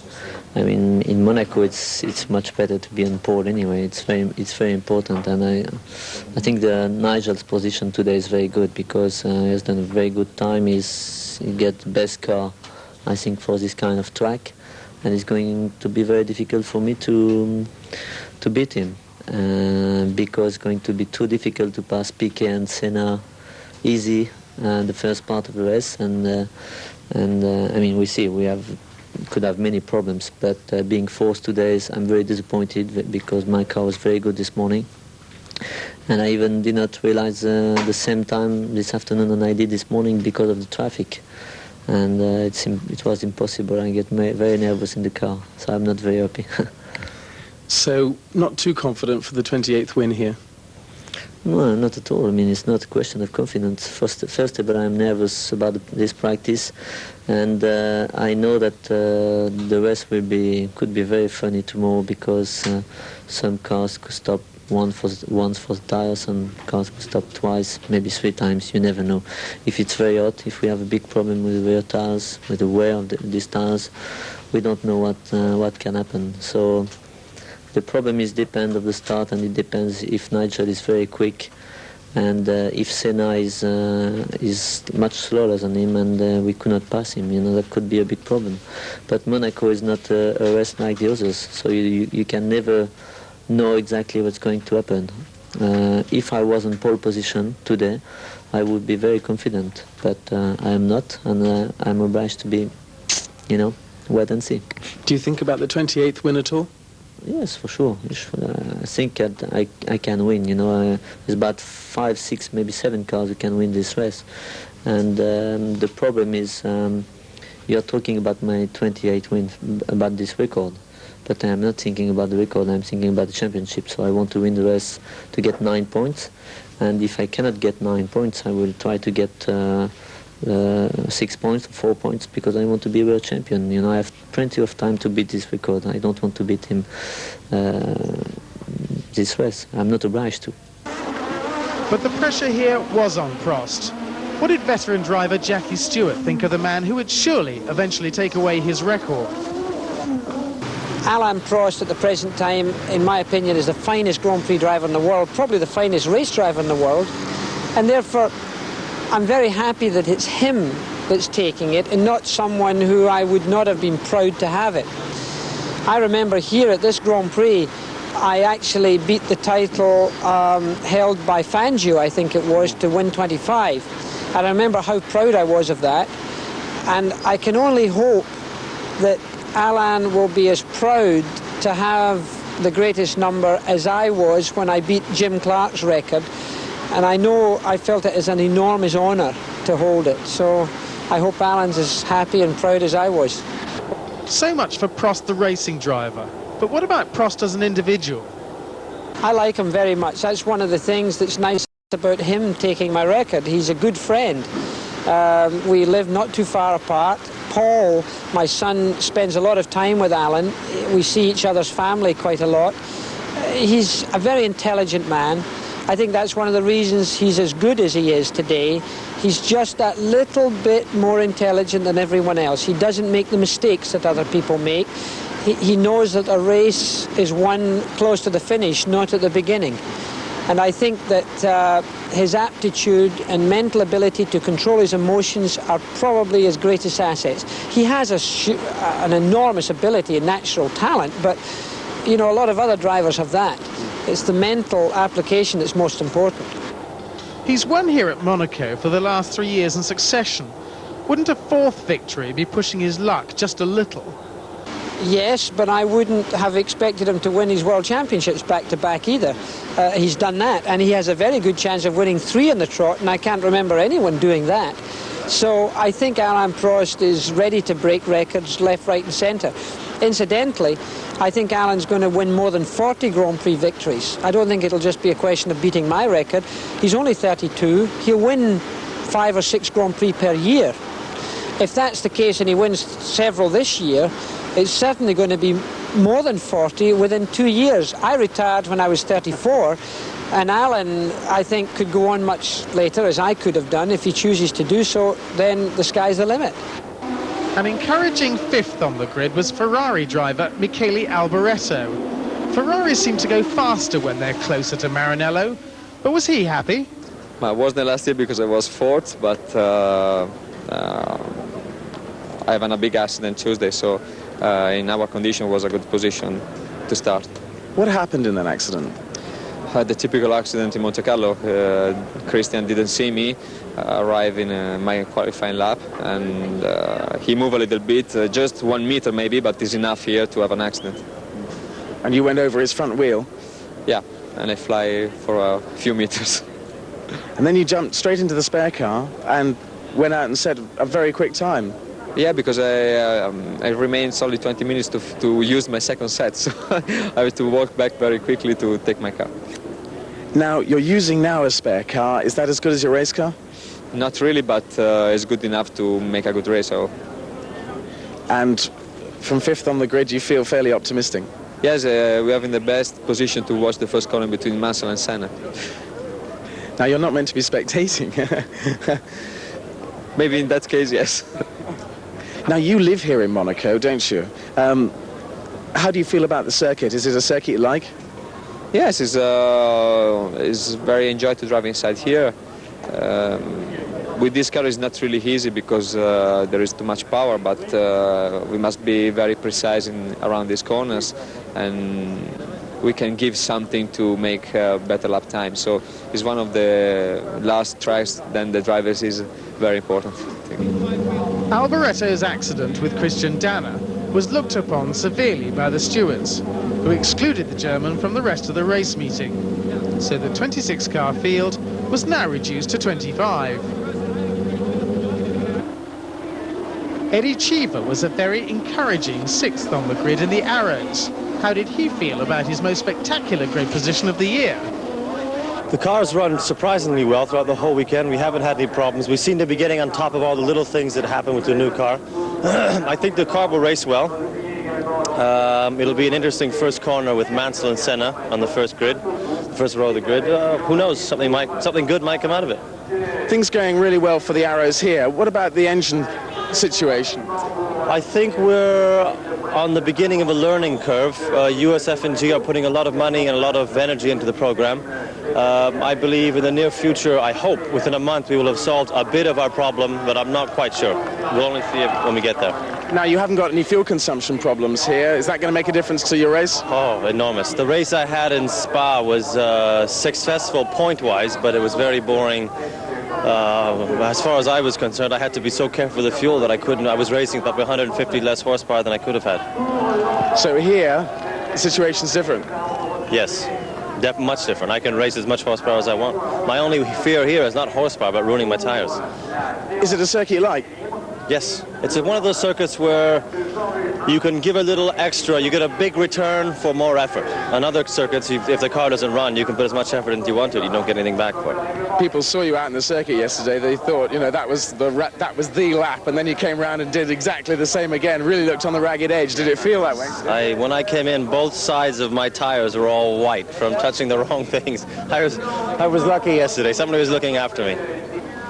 Yet another local resident was Sweden's Stefan Johansson, whose McLaren would be found on the fourth row of the grid. The Swede had complained that his luck had never been good in Monaco, but that would have to change if he was to retain his excellent finishing record. Practice, fortunately, was relatively trouble-free, apart from a broken turbo on the Thursday and a lack of fourth gear on the Saturday. But seventh was his best grid position so far this year. Gerhard Berger was on the fourth row of the grid beside Johansson. However, things might have been better if he hadn't made this little mistake. Unfortunately, the Ferrari's steering rack came into the side of the tub and damaged it so badly that it was useless for the rest of the weekend. Ferrari were down to 2 cars.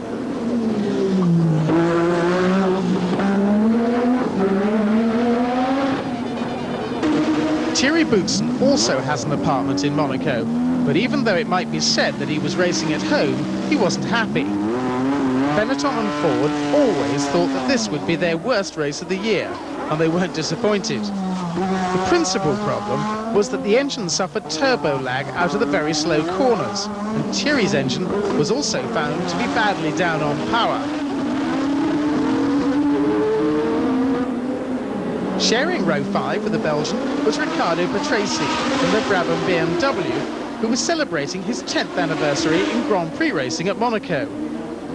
But there wasn't much to celebrate. A blown engine, gearbox trouble and lack of boost all held up the Italian. Under the circumstances, a place in the top 10 was a good effort.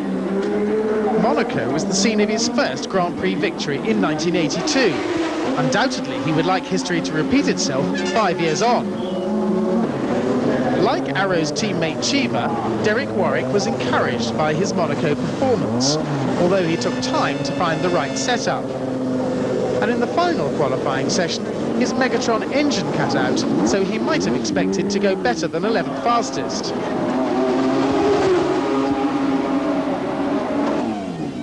Teo Fabi suffered the Benetton Ford malaise in 12th spot, and more besides. Teo doesn't like street racing anyway, it's not his style. And as well as the turbo lag, he got off to a bad start when he crashed heavily on oil during the first day of practice. Later, he would suffer a misfire and difficulty trying to find the right setup. There were no such problems for Minardi driver Alessandro Nannini. The good-humoured Italian suffered no major reliability problems, apart from in the warm-up when both cars suffered driveshaft failures.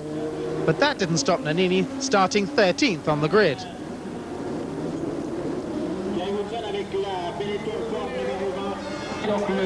Martin Brundle found himself in a one-car Zakspeed team, once teammate Christian Danner had been excluded. After he and Danner suffered engine problems on the first day, he later had brake trouble, but wound up on the 7th row of the grid.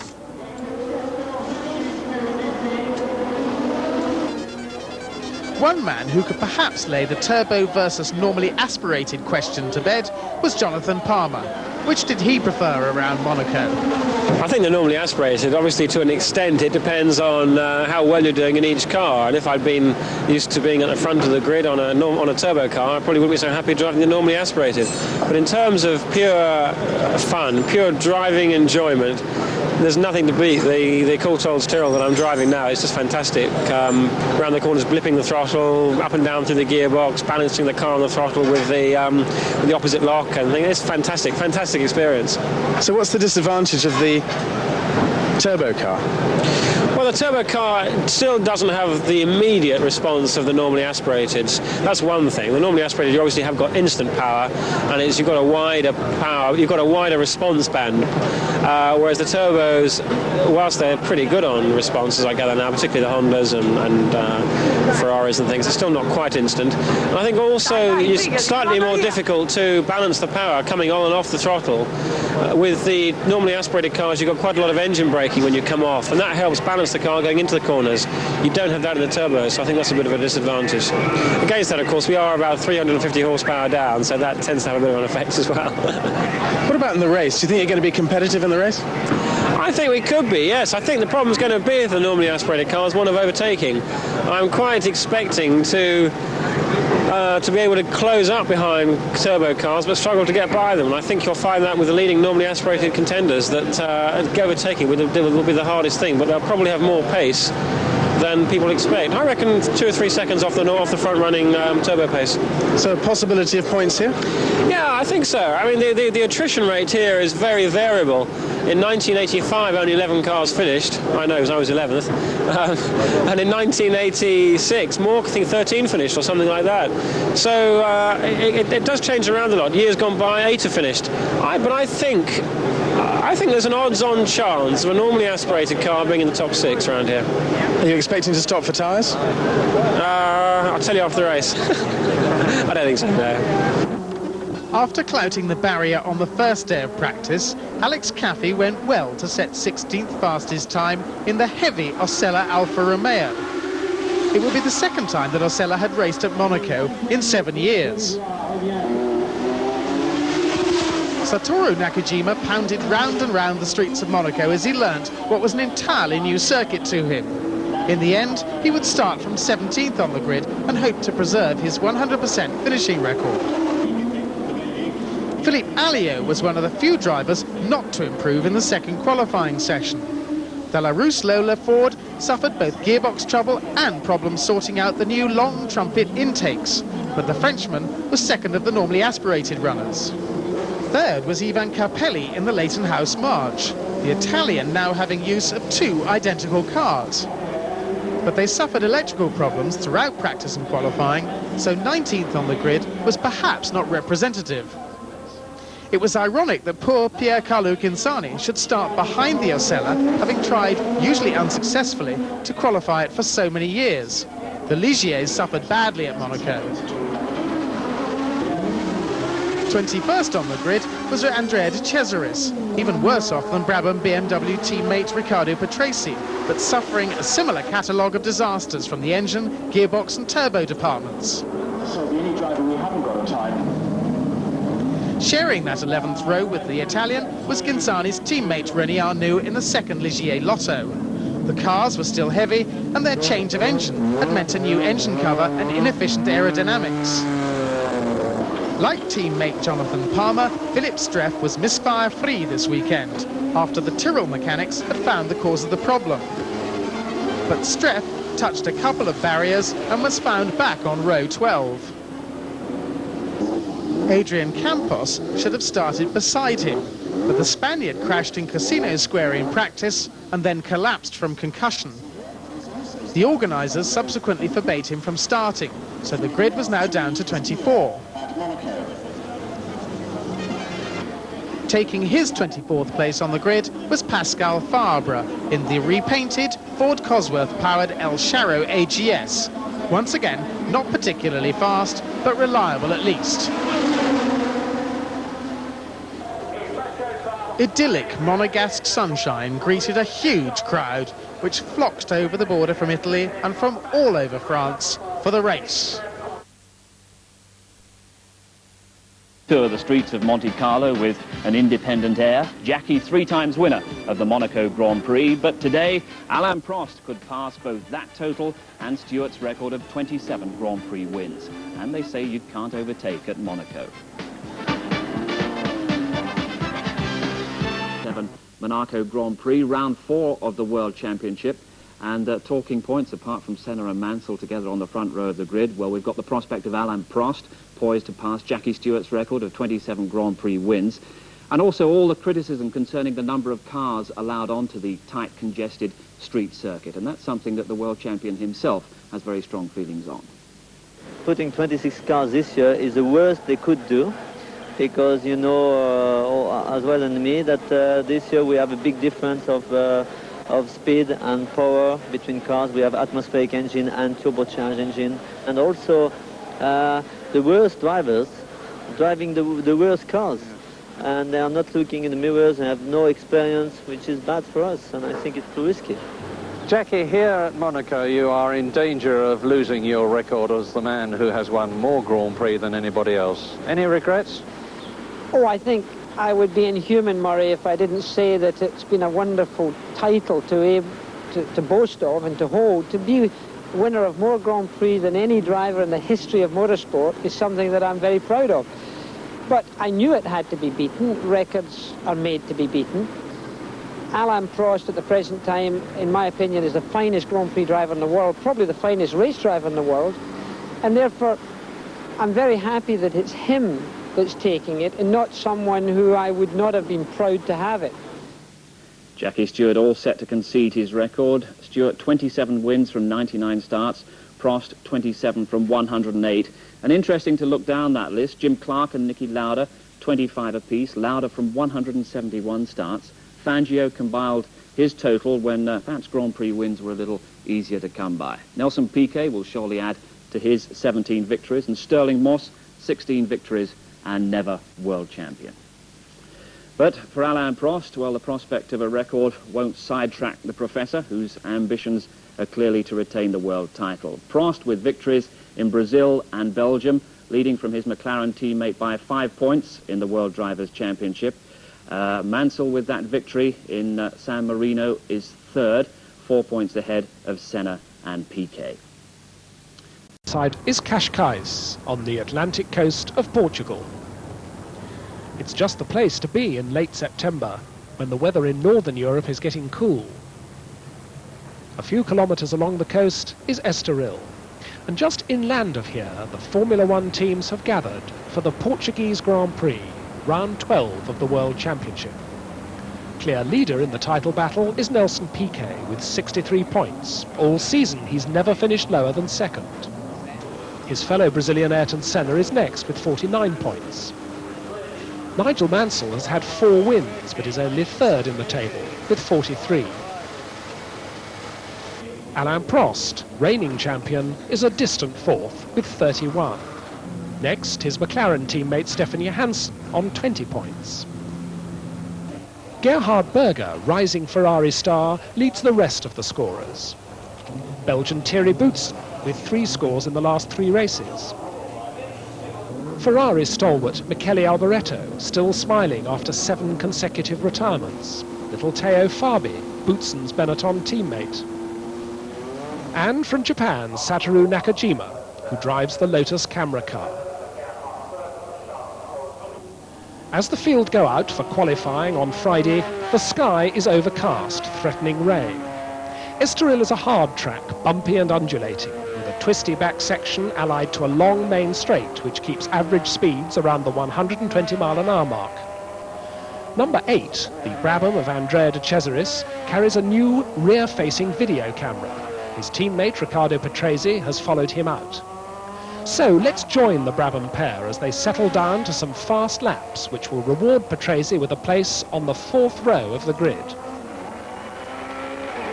This is Patrese following De Cesaris into the final sweeping right-hander onto the main straight. The gear changes you hear are those of De Cesaris in our camera car. 5th. 6th, sparks from our skid plates.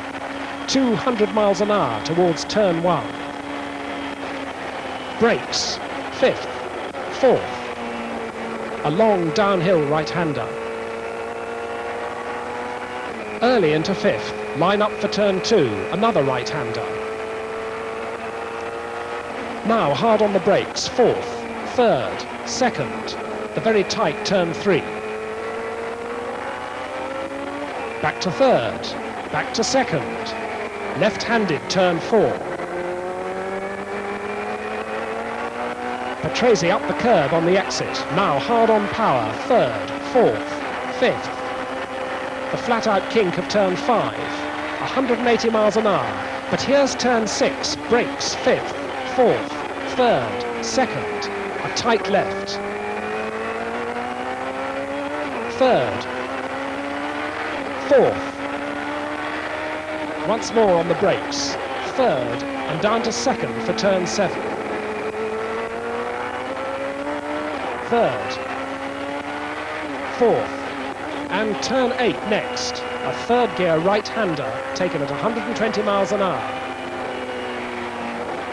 Now the 2nd gear left. And back up the gearbox as the right-hand sweep begins onto the home straight. The lap has taken less than 80 seconds for 2.7 miles, 11 corners and 32 gear changes.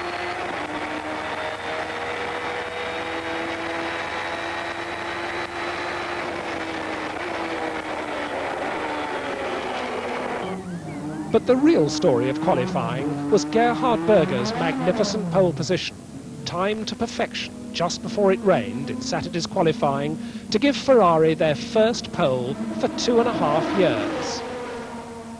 Gerhard, congratulations on your pole position. You must be very pleased about it. Yes, thank you. It's very nice. Very nice to stay with Ferrari and pole. But I hope it will have also in the future. Your timing in practice was absolutely right. Tell us about it. Yeah, it was perfect, but my timing in the last year was a lot of the time wrong, so I learned it, I think. But how was it so good? Oh, it was a little bit luck. Was the lap good? Lap was more or less perfect. But you had some problems in the car, I believe. Fourth gear jump out, and the tires, the quickest lap you can do on the first lap. And the first lap I had traffic, second lap I went off, third lap I do a slow lap. And I nearly want to go in the pits and stop because I say no reason to do it, try it again. But then I say no, I try, and I nearly give up too early. But then it came absolutely right. How important is it to start from pole position here? No, it's not. Yeah, it's difficult to overtake, but it's two races. One race is on Saturday, one race is on Sunday, so it's nice to win one of the two races. It's not you are in third or second position or fourth. If you stay in the first two rows, it's no big difference. And how is the car in race conditions? Not bad. I tried it this morning in full tanks. It was not bad. Good enough to win with? We will see tomorrow. For Nigel Mansell, qualifying was frustrating. He was fastest on Friday, but using the normal suspension Williams because the active suspension car developed a fluid leak. He was in the active car for Saturday, but complained of a down-on-power engine, and he couldn't better his Friday time, beaten into second place on the grid by Berger. But it was still his 13th front-row start on the trot. A rare spin for Alain Prost, who was pushing the McLaren as hard as ever. This happened while he was experimenting with different suspension rubbers, and that elusive 28th Grand Prix win was still beckoning. Alain, third on the grid, not too bad, but could it have been better? It's always possible to say that it could be better, but honestly, I think everybody could see in my team that it could have been much better because I still had some problems with tires pressure, and also I was obliged to come back to the pits because to get some more fuel, and I had no chance to push with a lot of boost in the last two laps. But anyway, I'm quite happy because the car is good, and I'm a little bit disappointed not to be in first row, at least, because it's important here. But I'm quite happy because the car, the chassis is very good, engine looks quite reliable and consistent. So if it's a case during the race, it could be good. How was it this morning on full tanks? I honestly did not try on full tank completely. I've tried more than half tank, and it was quite good. But I know with my car that the last 20 or 30 liters makes a big difference. So I have to see tomorrow morning. I'm quite confident anyway. Good. Here, what are the major problems during the race? The main problem, it's two or three main problems. I would say overtaking a car is quite difficult, and the main problem for the drivers in the car is it's physically very, very difficult, very tiring, because it's very bumpy. You have some long corners, very tiring, especially the one before the straight. You can have a cramp in the arms or in the legs very quickly, and it's difficult to push hard the whole race, the whole distance. And also the fuel consumption could be a small problem, and all normal affair like brakes and gearbox, but it's very, very difficult race for sure. But having won here, you actually know what is required. That must be an advantage. Yeah, it's always an advantage here, but if it's wet, for example, it makes the problem completely different. But I hope it's dry, I hope it's sunny, I hope it's warm, and I hope it's going to be a very, very difficult race. But now you go all out for wins, I suppose, is that right? Yeah, that's right. I mean, I always go anyway, but even more than before, because I don't think too much about the championship, and I want to take all risk possible to win at least one race until the end. That all-important 28th? Yeah, it's important for I would like to finish with the relationship with Porsche with at least another win until the end of the season.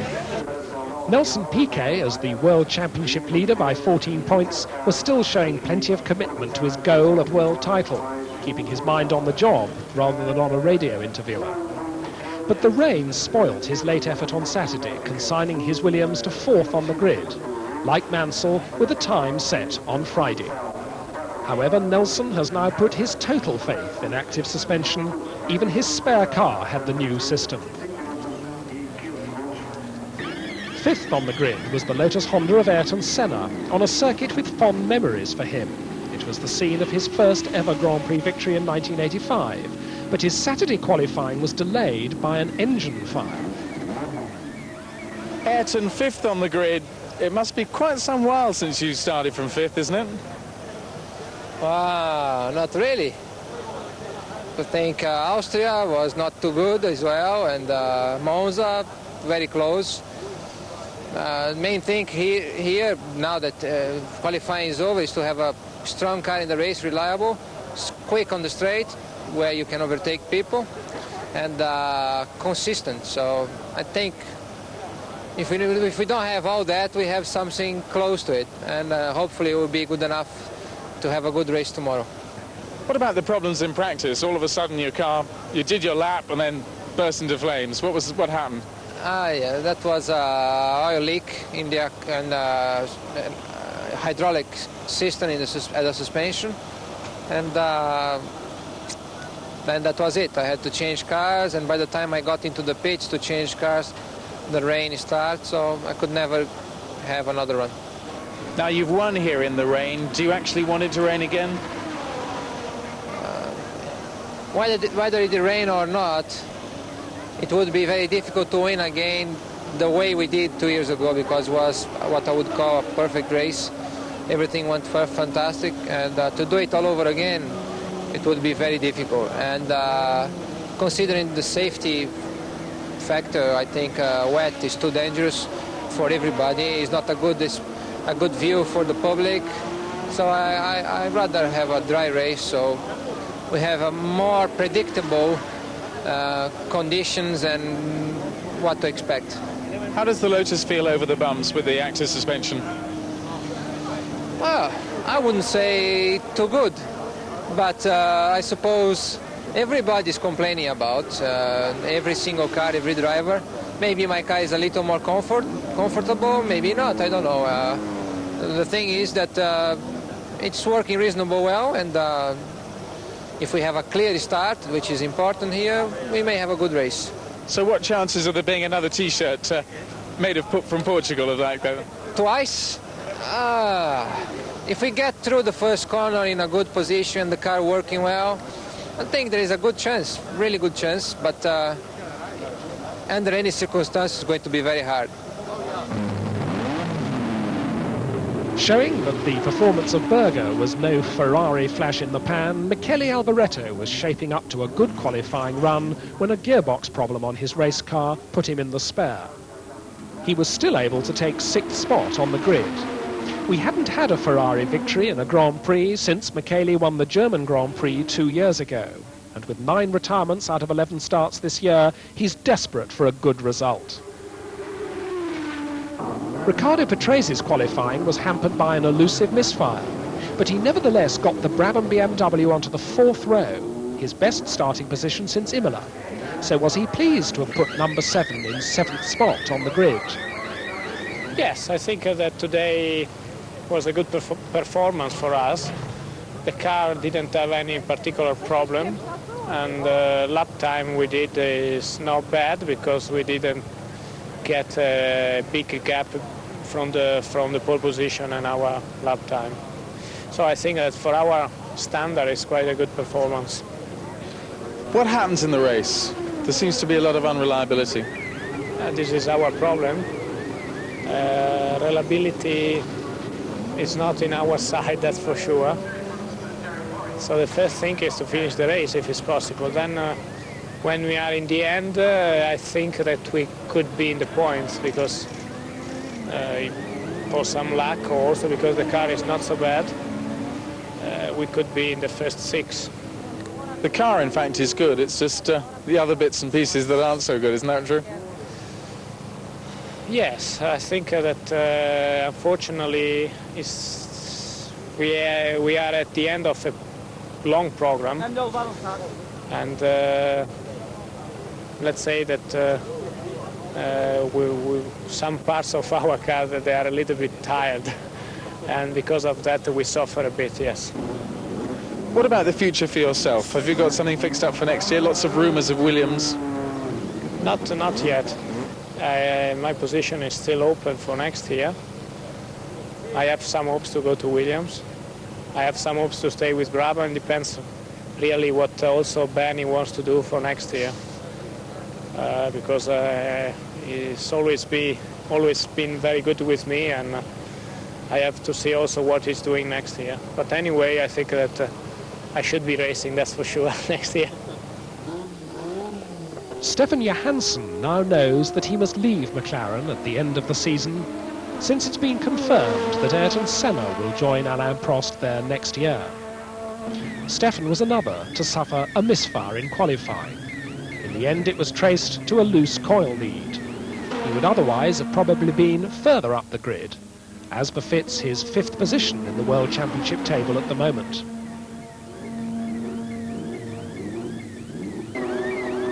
The combination of Benetton and Thierry Boutsen continues to become more and more competitive, although reliability is still a question mark over the Ford-powered car. Boutsen's early race challenge in the Austrian Grand Prix last month remains one of the great memories of this season. But what Thierry would like is to finish higher than the 2 fourths that have been his best this year.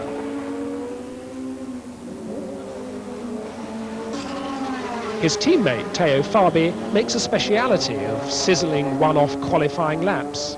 But this weekend the Italian was 18/100ths of a second slower than the Belgian. Both Benettons were running more wing than they liked, to try to sort out problems of lack of grip in the corners. But of course that brought the inevitable penalties in straight line speed.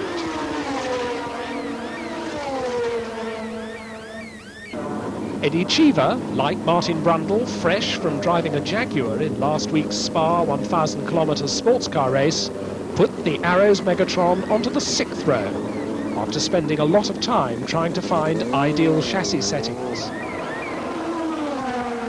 The American is always a great trier, but only 2 finishes in the points this year, and that doesn't really do justice to his considerable talent. The same goes for his teammate Derek Warwick, who's also only had 2 points finishes this year, and who also had to spend a lot of Friday trying to sort out over-hard suspension settings on his Arrows. Derek and Eddie Cheever always seem to qualify together.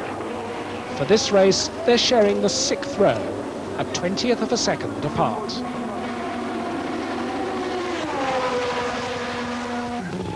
Andrea De Cesaris was one of several to find the rarely used Estoril track extremely slippery. Although sadly, he wasn't carrying the rear-facing onboard camera during this incident. Despite it, he qualified 13th. Alessandro Nannini is another underrated driver, putting the Minardi with its Motori Moderni power unit on the 7th row of the grid.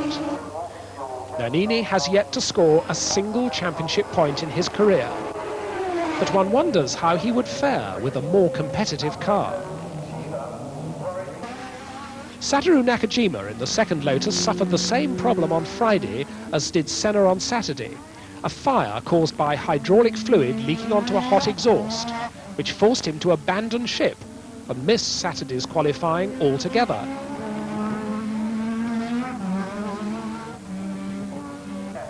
The 2 Zakspeeds qualified close together again, and this time it was Christian Danner who was the faster of the 2. The lanky German putting a best time just a 1/6 of a second faster than his teammate Martin Brundle.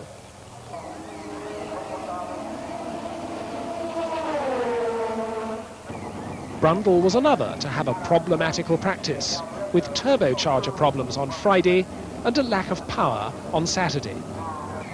It's been a difficult year for the East Anglian, with only a 5th place at Imola early in the season to relieve the drought. The Ligier team have been having an even harder season, starting with their row with Alfa Romeo, which left them having to find a new power unit at the last moment and adapt their chassis to take the Megatron engine. René Arnoux, in his 122nd Grand Prix, was very disappointed to be 18th on the grid. Among the normally aspirated runners, there was the usual battle, and there's no doubt that Philippe Alliot was delighted to take, in effect, pole position for the non-turbocharged cars by 0.23 of a second. Yeah, now to be the pole position in atmospheric is difficult because everybody is very, very close. and you have to go very quickly. I was second yesterday, and my car has a good sitting here, and I think it will be good for tomorrow.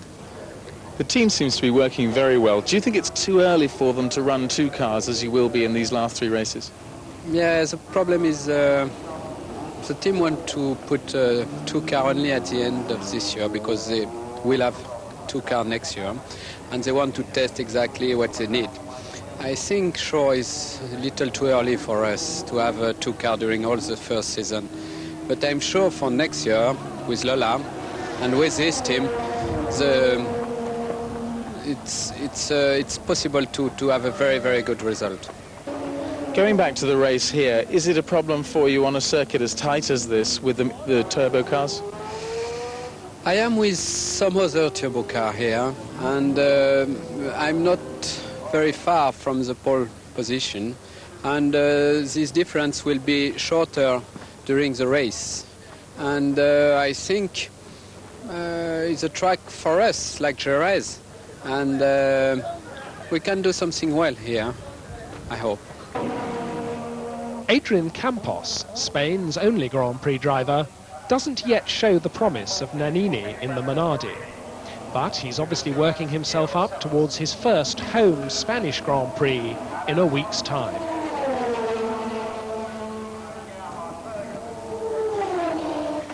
Behind him, the second of the normally aspirated cars, the Tyrrell of Philip Streff, who is currently second behind teammate Jonathan Palmer in the Jim Clark Cup for non-turbo drivers.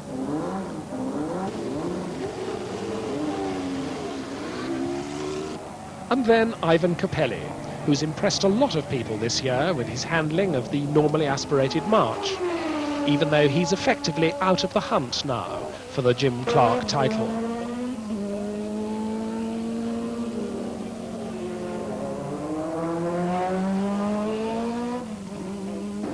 Piercarlo Ghinzani, like teammate Arnoux, was not a bit happy with the handling of the Ligier.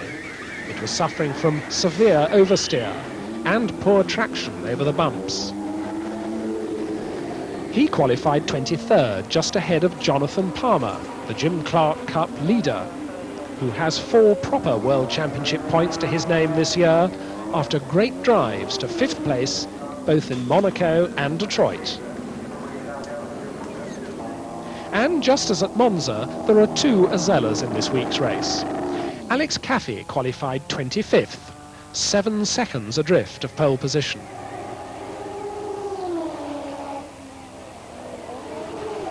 And Franco Ferrini, who had his first Grand Prix 2 weeks ago at Monza, and whose practice best was 9 seconds off the pole.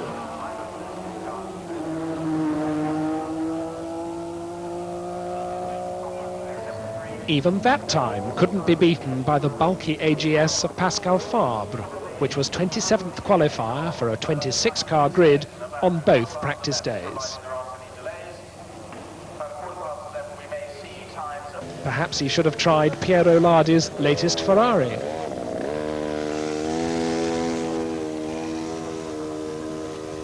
After the intermittent rain of qualifying, Sunday is bright and clear, with a huge and excited crowd.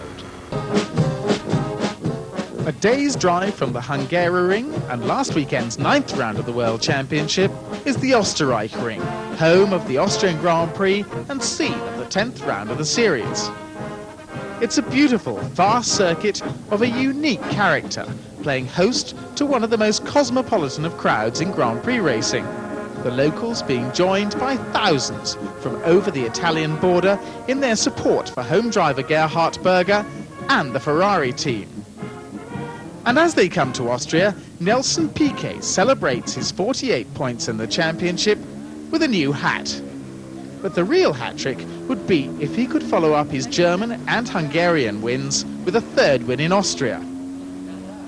7 points behind him is Brazilian compatriot Ayrton Senna with a Lotus, having scored points in the last 6 races. Nigel Mansell lies 3rd with 30 points, hoping to reverse the rotten luck he had in the last 2 races. Alain Prost also has 30 points and needs a similar change of luck after a string of minor problems. McLaren teammate Stefan Johansson lies 5th with 19 points. Coming to his home Grand Prix, Gerhard Berger lies 6th with 9 points. Both he and his Ferrari teammate, Michele Alboreto, who has 8 points, optimistic that improved Ferrari form could soon mean higher scores. Lotus Honda driver Satoru Nakajima has 6 points from his 3 top 6 finishes.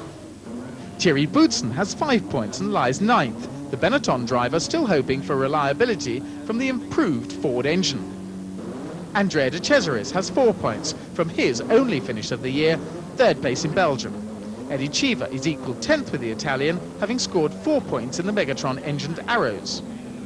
Frenchman Philippe Streff also has 4 points, equal with Tyrrell teammate Jonathan Palmer, the pair scoring World Championship points in spite of using less powerful, normally aspirated engines.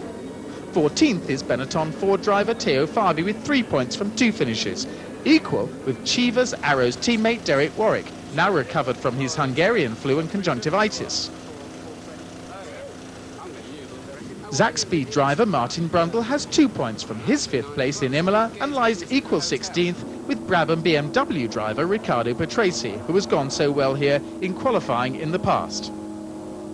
Last but not least, Philippe Alliot has 1 point from 6th place in Germany, equal 18th, with compatriot René Arnoux with 1 point from his 6th place Ligier in Belgium.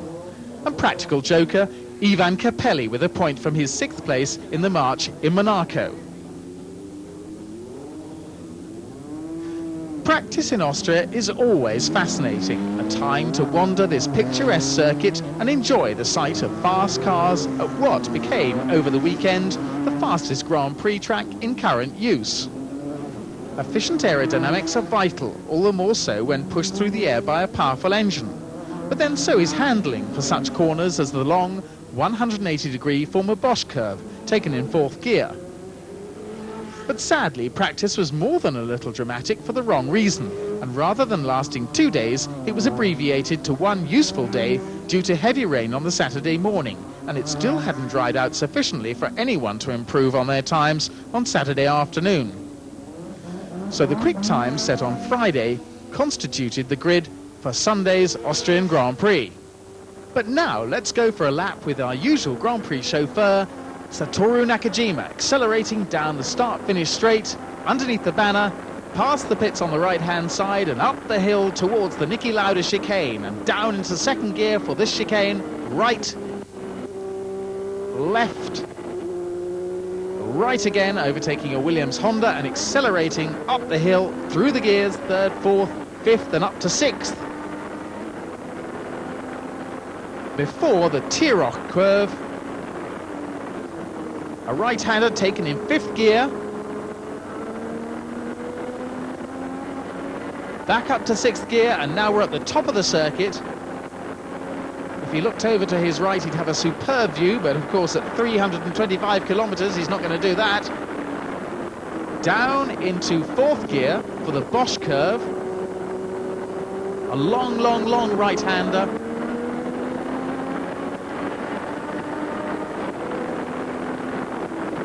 And now down to 4th gear for the Panorama curve. A double apex left-hander, sliding out now, back into the apex again and out again. And now up into 5th gear, and 6th, over the crest of the brow, and then down into 4th gear for the Jochen Rindt curve. The final corner, a long, long, long right-hander, back onto the start-finish straight. The pits on the right-hand side, up the hill, again towards the Niki Lauda chicane. It was on Friday afternoon that Nelson Piquet claimed his 3rd pole position at the Österreichring.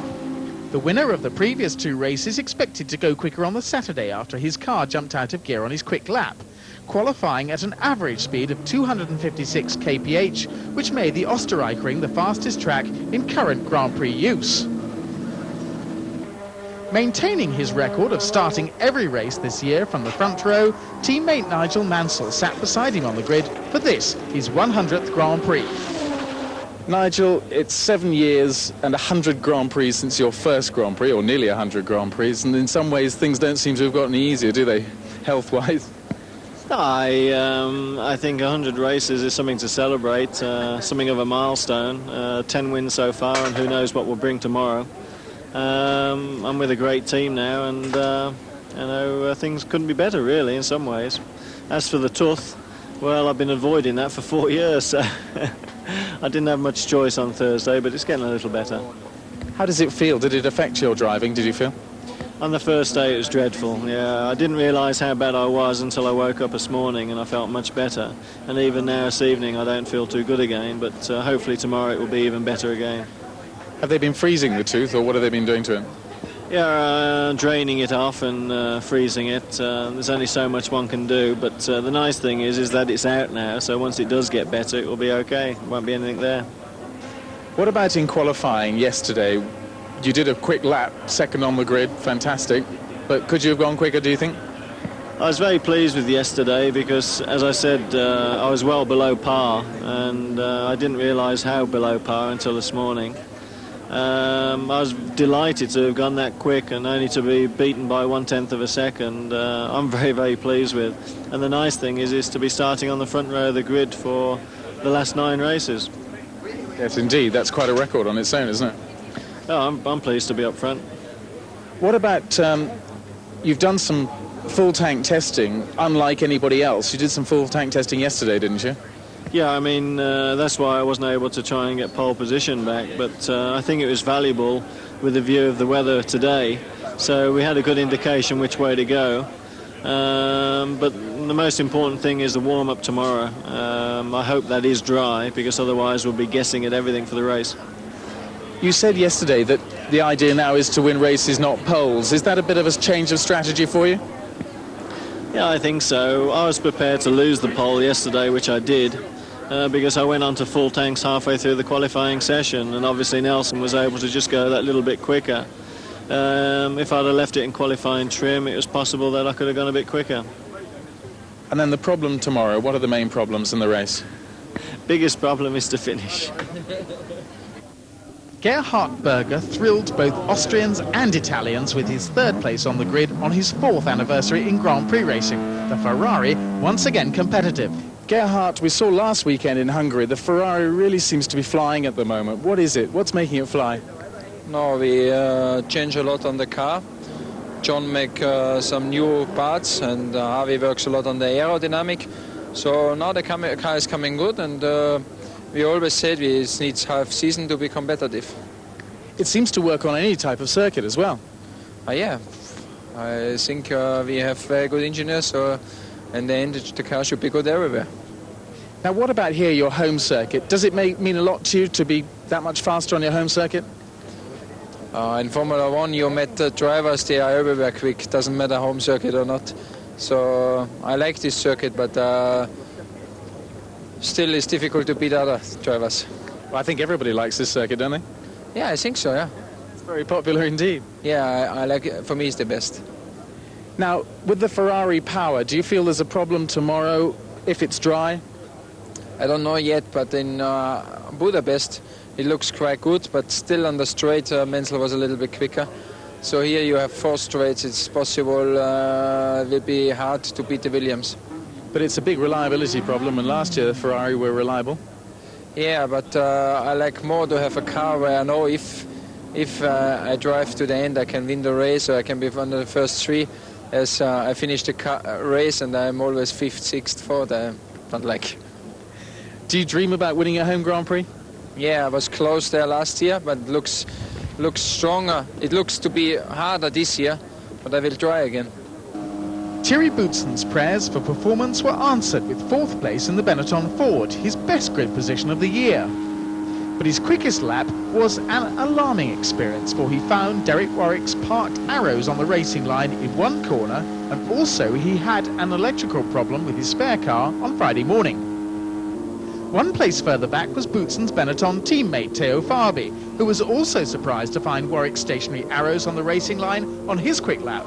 The previous year's pole sitter had a slight handling problem to cure before Sunday's race, but otherwise his car was trouble-free.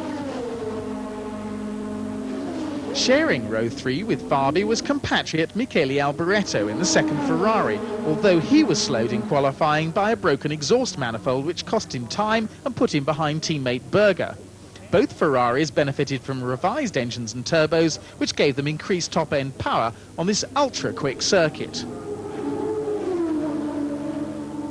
Ayrton Senna was a disappointing 7th quickest, the Brazilian finding his car handling badly and unstable on what turned out to be a remarkably bumpy circuit.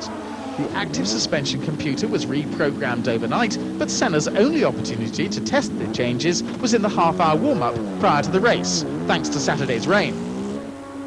Riccardo Patrese shared row 4 with the Brazilian, the Italian making news in the paddock as his name was being associated with next year's Williams team. But the performance of his Brabham BMW had reached a peak, said Riccardo, and although his practice was trouble-free, it was about as quick as he could go with the car.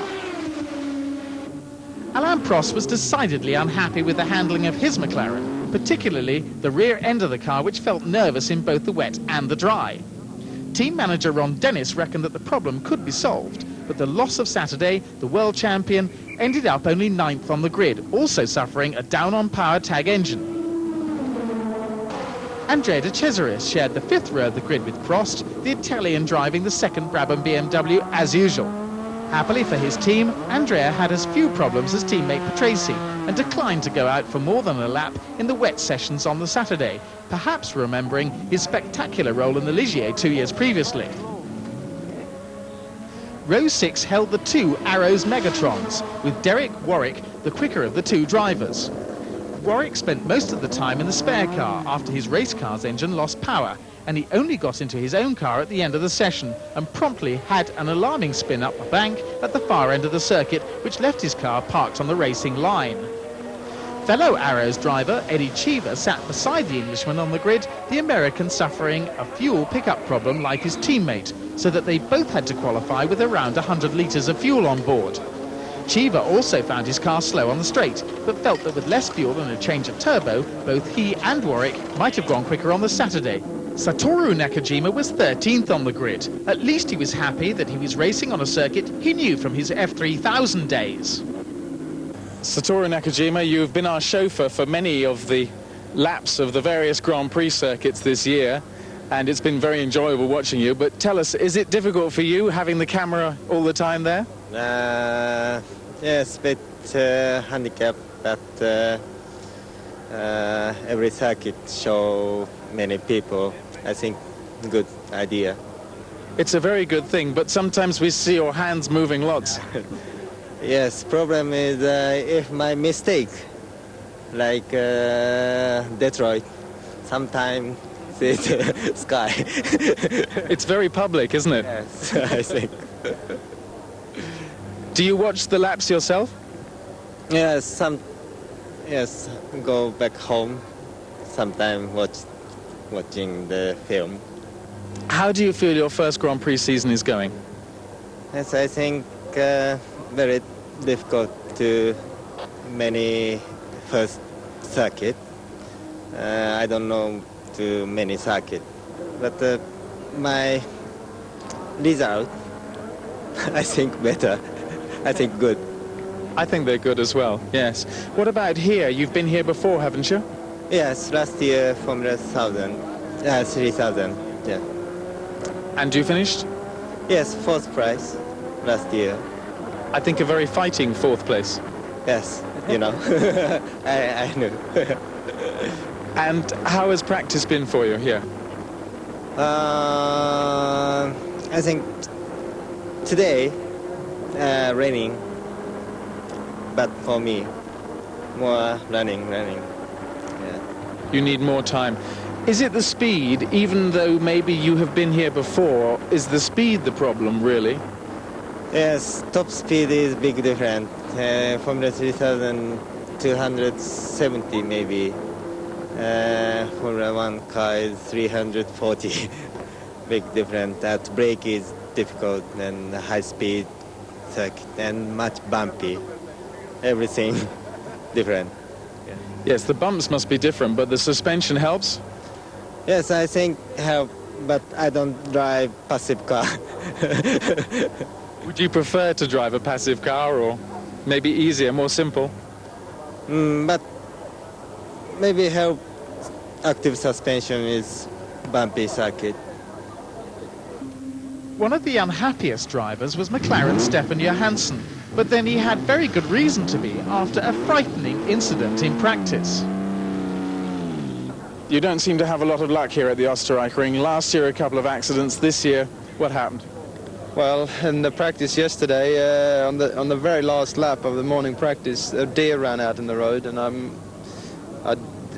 came over a brow and I didn't even see the deer until it was like 3 meters away from me, and I just hit it head on. And after that, I mean, that damaged the car presumably, and you must have feared for your life. Well, it didn't at the time, obviously, but I mean, he wiped the whole front of the car off, so, you know, and then I went on off the road and destroyed the car completely, basically. So the rest of practice has been trying to get used to the spare car, I suppose? Well, not so much that. I mean, we had enough problems anyway with the handling of the cars, and it's been raining all day today, so we're a little bit in the dark as far as the handling goes. What's been the problem with the handling? Just been very nervous over the bumps. Do you think it's bumpier this year than last year? Well, it's certainly not less bumpy, because they've done absolutely nothing to improve the track. It certainly looks it. I mean, watching cars out on the track, they seem to be all over the place. Yeah, it's very bad. But is this a track, in spite of your bad luck here, is it a track you've liked? It's a nice track to drive on, but I mean, I'm not very happy about the incident yesterday. In fact, I'm furious. I mean, you know, you could have had a lot more serious incident than what we did have. Now, the TAG engine, there have been a lot of problems with the reliability of the TAG engine. How do you feel about it now at this race? Well, so far it's been no problem, but we had a misfire yesterday in qualifying, which meant that I couldn't improve my time at all. But we just have to wait and see till the race comes, I guess. What is the problem at this circuit with engines? I mean, why do they seem to be so unreliable? Well, it's a little bit like Hockenheim. I mean, you run for a long time on very high revs, you know, so it obviously is a lot bigger strain on the engines.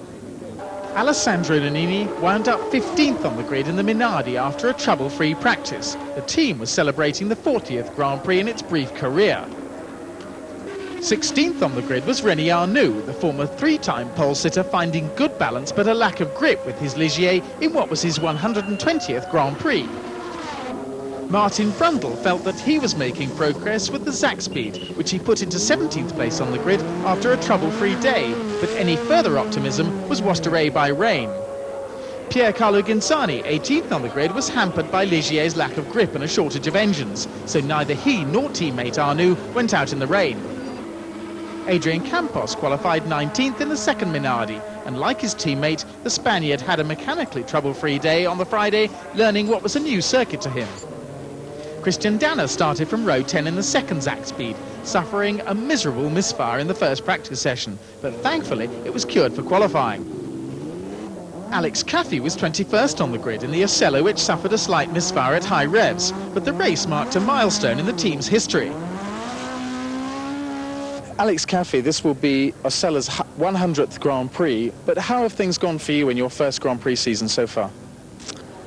My first Grand Prix is last year in Monza in '86. I am very happy because Enzo gave me the opportunity to enter in the world, Formula One world. Is very important for me because I am very young and I'm not many help about sponsor or many money to enter in this world.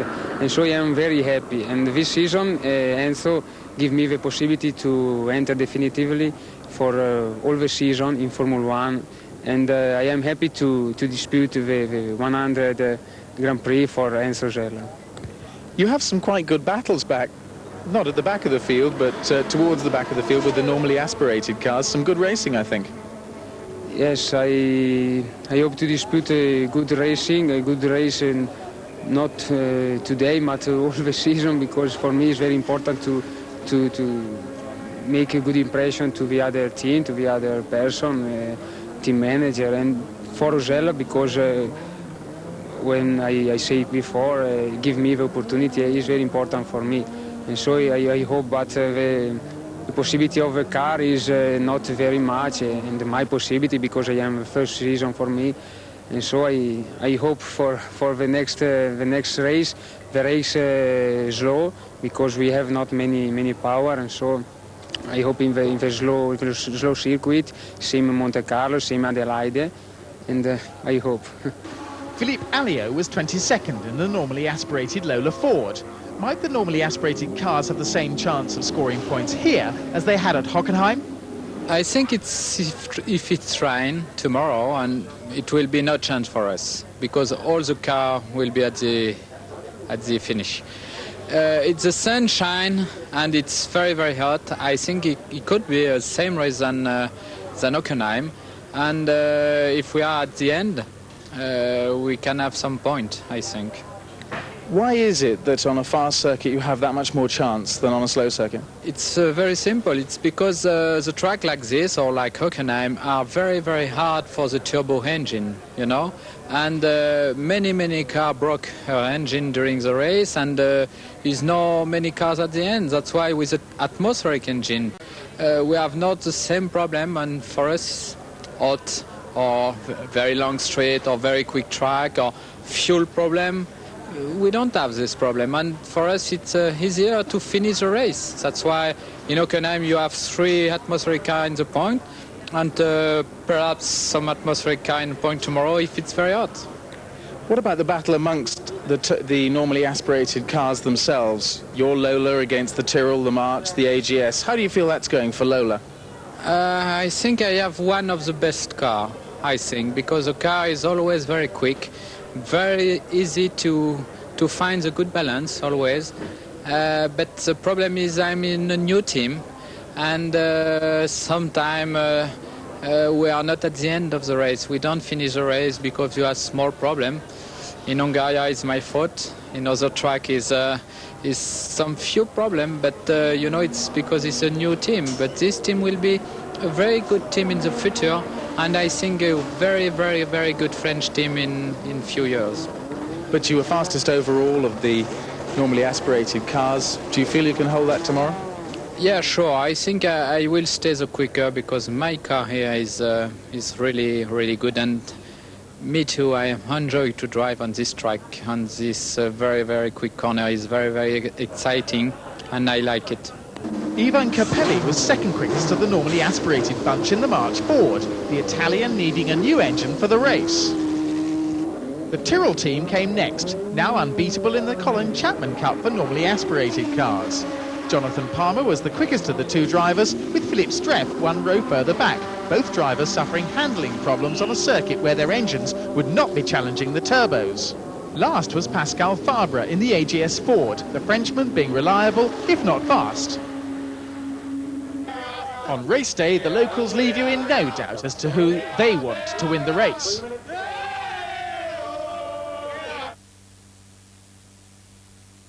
Of the 1987 Formula One World Championship, we've journeyed west to the east, from Mexico, where we were 2 weeks ago, across the Pacific to Japan.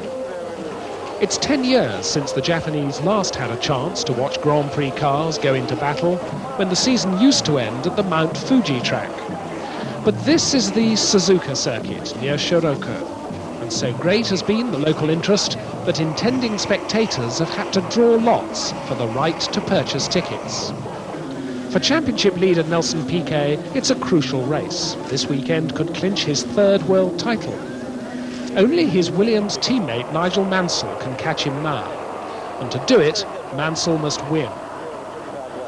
Ayrton Senna can still pass Mansell on points for 2nd in the championship. He wants to shine here in front of Honda. And the outgoing champion Alain Prost is now looking for his 29th Grand Prix victory in the tag-powered McLaren, while his teammate Stefan Johansson has to leave the Ron Dennis team at the end of this season and is now hunting for a drive. Of the rest of the championship top 10, Ferrari man Gerhard Berger has led 2 of the last 4 Grand Prix. And little Teo Fabi, rumoured to be leaving Formula One altogether after Australia. Ever cheerful, Fabi's Benetton teammate Thierry Boutsen. Ferrari faithful Michele Alboreto, who scored Maranello's last Grand Prix win more than 2 years ago. And the underrated Eddie Cheever, looking for a good result with the Arrows. This weekend there's a new face, the Brazilian Roberto Moreno, taking over the normally aspirated AGS from Pascal Fabre. From the start of practice there's a lot of work for everyone to do, for this is a new track to be learned, with 14 tricky corners in its 3.6 miles and an undulating, twisting character reminiscent of Brands Hatch. The circuit actually belongs to the Honda company, and after Honda's domination of so much of Grand Prix racing this year, they're hoping to put on a crushing display in front of their home crowd. No doubt they're also hoping that Nelson Piquet, who will stay with Honda Power next year by going to Lotus, will be able to take the World Drivers' title here. But whatever happens, they know the championship is bound to be won by a Honda-powered driver. The one man who doesn't need to learn the track is, of course, the Lotus number 2, Satoru Nakajima. So let's do a lap with him. Down the start-finish straight and into 6th gear, up to 185 miles an hour, approaching a tight right-hander. Hard on the brakes, through the gears to 3rd.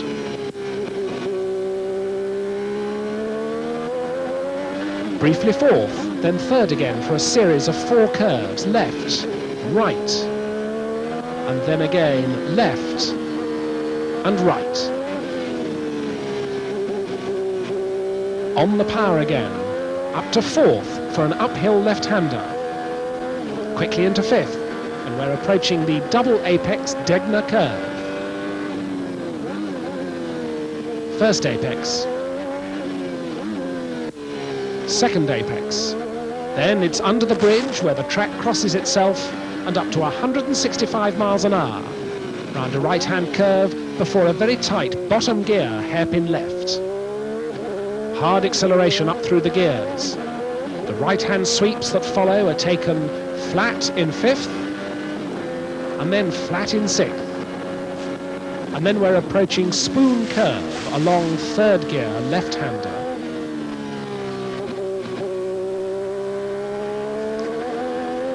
Now it's the fastest part of the circuit, up to top gear and over 185 miles an hour, before a heart-stopping 5th gear left.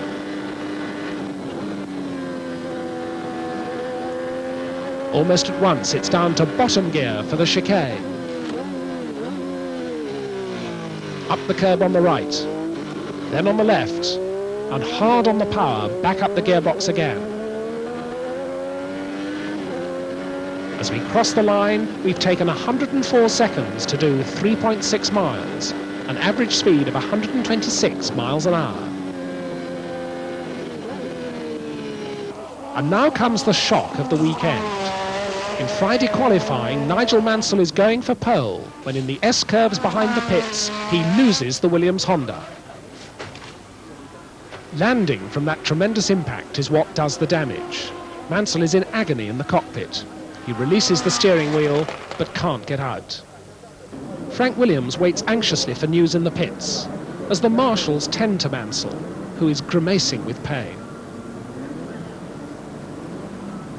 What happened was that Mansell clipped a curb on the previous right-hand corner. The car ran wide coming out and got onto the dust on the outside.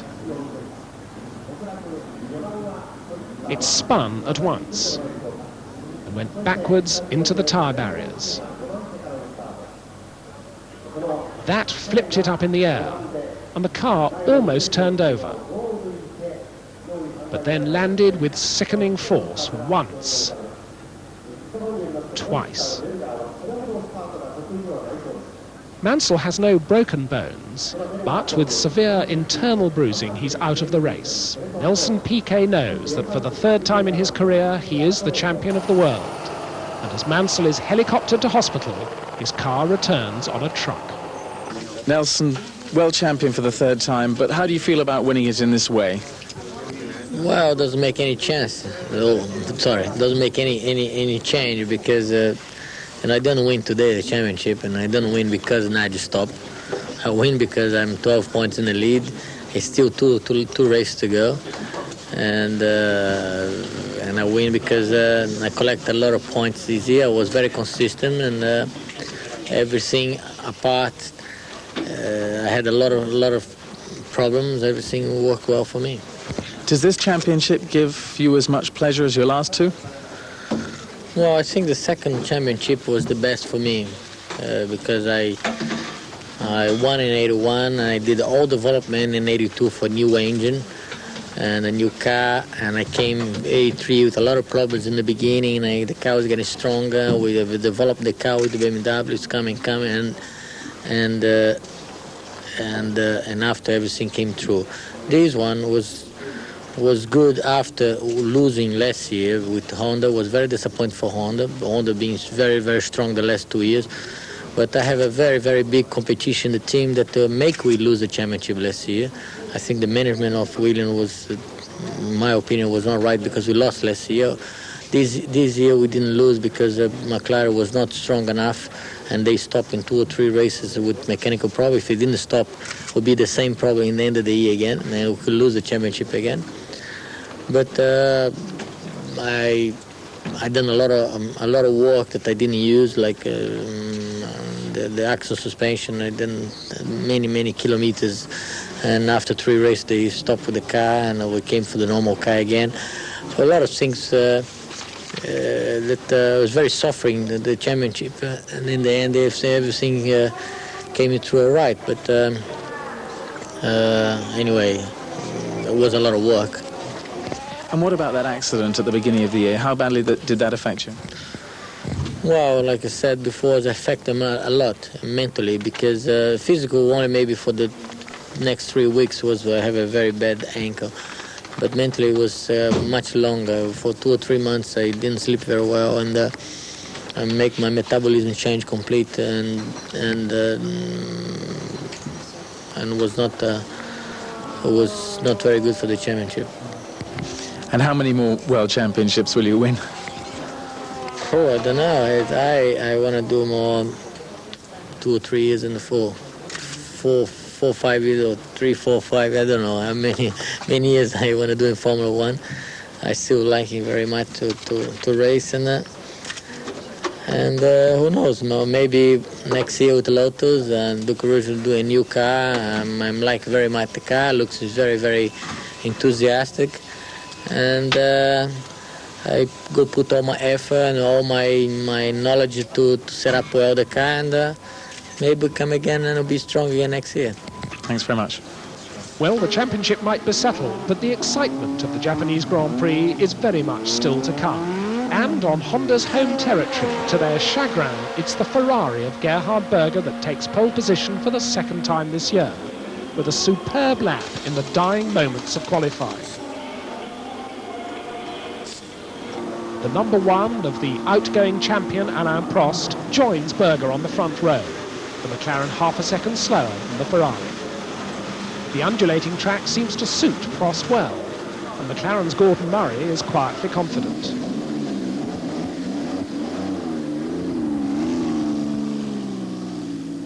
Thierry Boutsen, having held pole for much of the final session, ends up only 3rd fastest, but he's pleased enough with that. Thierry, 3rd on the grid. First of all, is that your best grid position this year? Yes, it is. Ever in Formula One, yeah. So you're pleased with it? Yeah, sure. It could have been a little bit better because I had a few problems with the traffic, and I'm reasonably happy. Could it have been pole position? No, I don't think so, because Gerhard was very, very quick in the end. I had pole position until I think 10 minutes before the end, or even 7 minutes before the end, but Prost and Berger were just a little bit quicker than me, and I could not repeat my time, I could not improve my time, so that was it. How many times have you driven here before? I've been here 5 times for Formula 2 races. My best result was 2nd place behind Nakajima. And how has it changed since those days?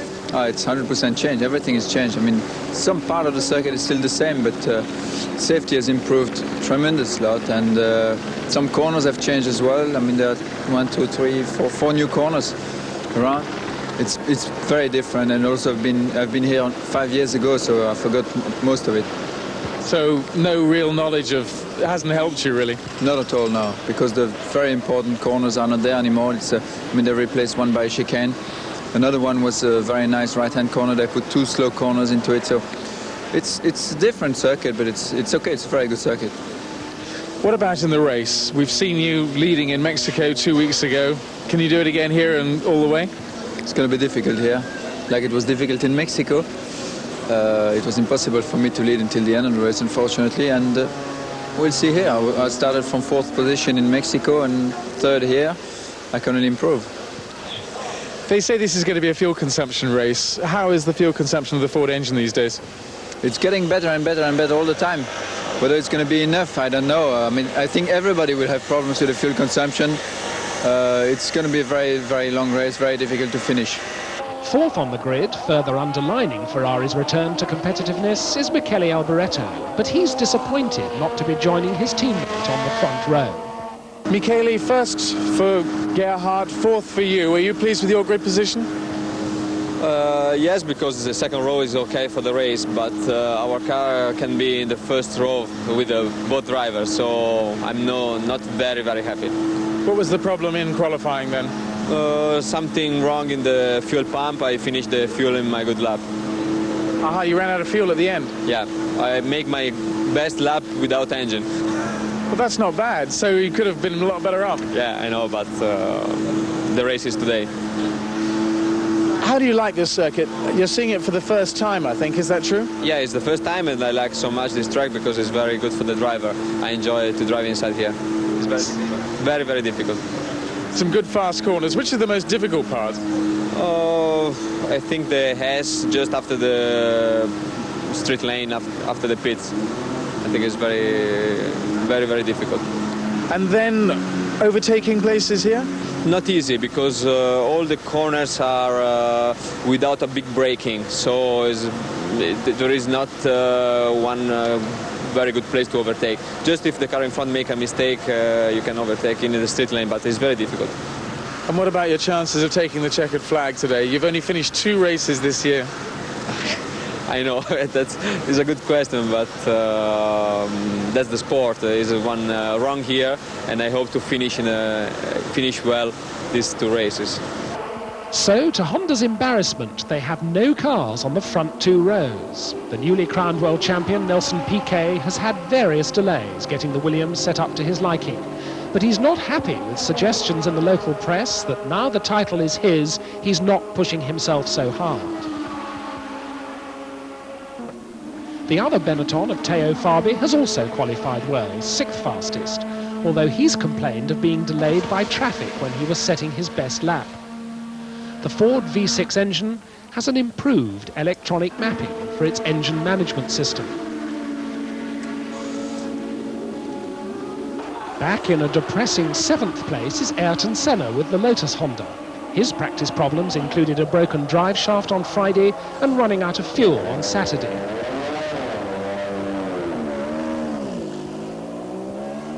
Riccardo Patrese also had his troubles blowing an engine during Saturday's qualifying, but nevertheless he's put the number 7 Brabham onto 8th grid spot.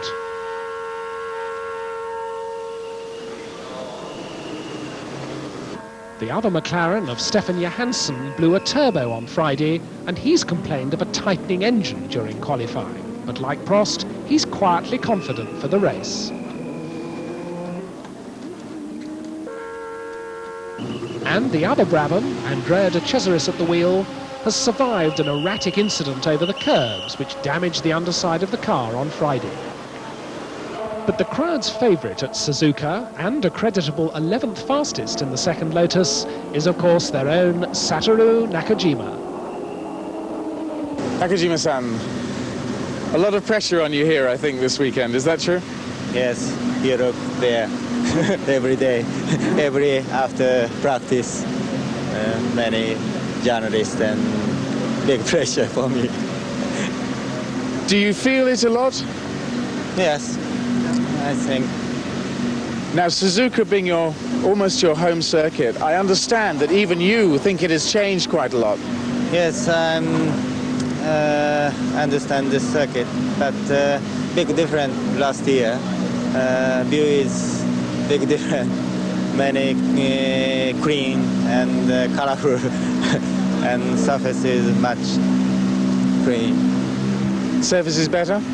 Yes, better, no bumpy, it's good, and safety. Have they actually changed the corners very much? Yes, S corner is much wider, and Degner corner is big difference. 2 corners made there. But even though they've changed it, this is your best grid position of the year, so you've done the right thing, yes? Yeah, I hope so.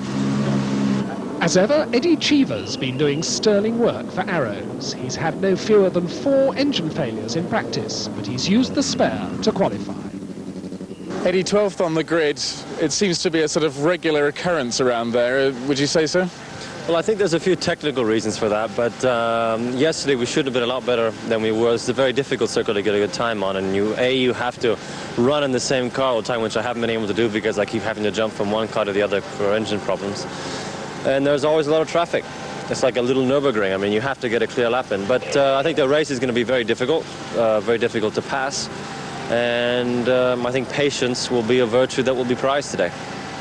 And you'll have the patience? I'm not known for patience, but I shall attempt to... I think you're going to have to watch, really, what everybody else is doing. It's very difficult to get around anybody because it's, like I said before, it's so tight and very quick. I mean, sometimes in a tight circuit like Detroit, you can get around somebody who makes a mistake because the speed is not that high. But here, it is the average is really quite high for the type of circuit it is. You've had a lot of engine problems, although the last few races it's been very reliable, in fact. What's gone wrong this time? Well, in all fairness, I think some of the engine problems I've had here have been down to driver. I mean, there's a lot of corners where you rush up. There's one corner you rush up in 6th gear at maximum speed, and you have to brake down to 1st. And one thing our engine does not like is being revved under braking. So I think I'm overdoing it a little bit there. I think we're actually maybe at the end of the season. You know, the equipment is not quite as fresh as it should be. We're using the blocks a little bit too long. The problem we have is that the block of the engine moves around. Although it's quite a good engine, when one considers how old it is, I mean, it has certain limits, and one of the limits that it has is the longevity of its blocks. So you should have been higher up on the grid. What about for the race today? How does the car feel for that? Good, good. Like I said, the car's been quite competitive this weekend. The time didn't come. But I think everybody else is also capable of over-boosting or going past the 4-bar limit, which is something that we haven't quite figured out how to do yet. But today there's a fuel consumption problem as well, isn't there? Today there's a fuel consumption problem, there's a tire wear problem, there's a traffic problem. There are lots of things. I mean, it's going to be... The race could be won or lost in the pits. If your pit crew is good, then you might even have to come in for the tires 3 times or 2 times. So today they'll have an even more important job than they normally do. One of the more difficult races of the year, then? Although it's only 52 laps, I'd say that physically this might end up being the most difficult race of the year. Although, fortunately, quite a cool day. Yes. I mean, don't forget we've all been living on Japanese food for 5 days, which we're not used to. So I think 52 laps is going to be quite an effort. As has happened so often this year, the 2 Arrows Megatrons have qualified close together, with Derek Warwick 13th on the grid. Alessandro Nannini is once again deceptively quick, with the Minardi to be 14th. After this race, he's due a test drive with Benetton. Then come the 2 Zaxbys, which all year have had only 1 finish in the points. Martin Brundle is hoping for better things here in Japan. While Christian Danner would just like to finish the race, although he scored no points at all this year.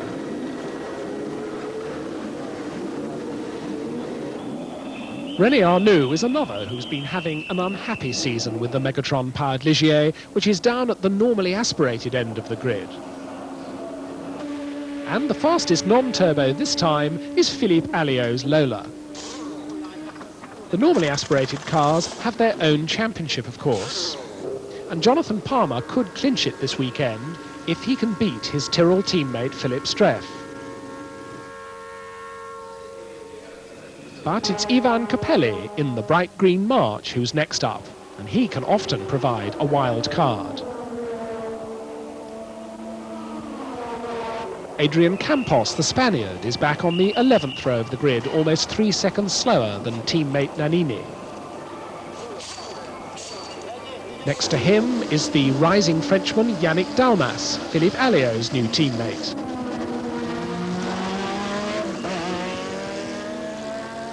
He's followed by Alex Caffey in the Singleton Azella.